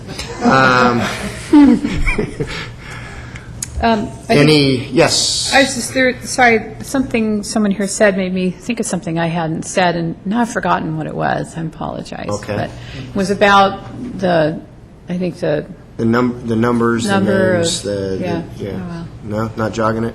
Old and cold already, sorry. Yes, okay. Will you be rotating the signs, or? No, I don't think. I'm sorry. I'm a little tired today. I just forget I mentioned it. If I remember, I'll blurt it out. Okay. All right, sorry. All right, Supervisor Holmes, I see your light is on. I would be prepared to make a motion. I'm prepared to entertain one. Okay. I would move that we approve the appeal, that the sign height be 9.5 feet, and that no more than 4 businesses be on each sign. There could be different names on the different signs, but no more than 4. And are you also for them to be names that could be rotated, changed out? Okay. That is correct. Okay. Okay, we have a motion, Holmes, second, Rockholm. All members of the board clear on the motion. Staff clear on the motion. Any questions by staff on the motion? All in favor, please say aye. Aye. Opposed? None. Thank you very much. Thank you. Thank you very much. All right, that concludes the business of the board on our agendized items. We do have some closed session items. I will let Mr. Carden speak to those. The board will now adjourn to closed session to take up the items on number 11 of the agenda, subsection A, the conference with legal counsel on existing litigation, There's 4 cases, Sierra Club Advocates, Bridget Barnes and Bob Evans. And item B, conference with labor negotiators regarding PPO and DSA. The board will also convene as the redevelopment agency to discuss one item in closed session, conference with labor negotiator. Great, thank you.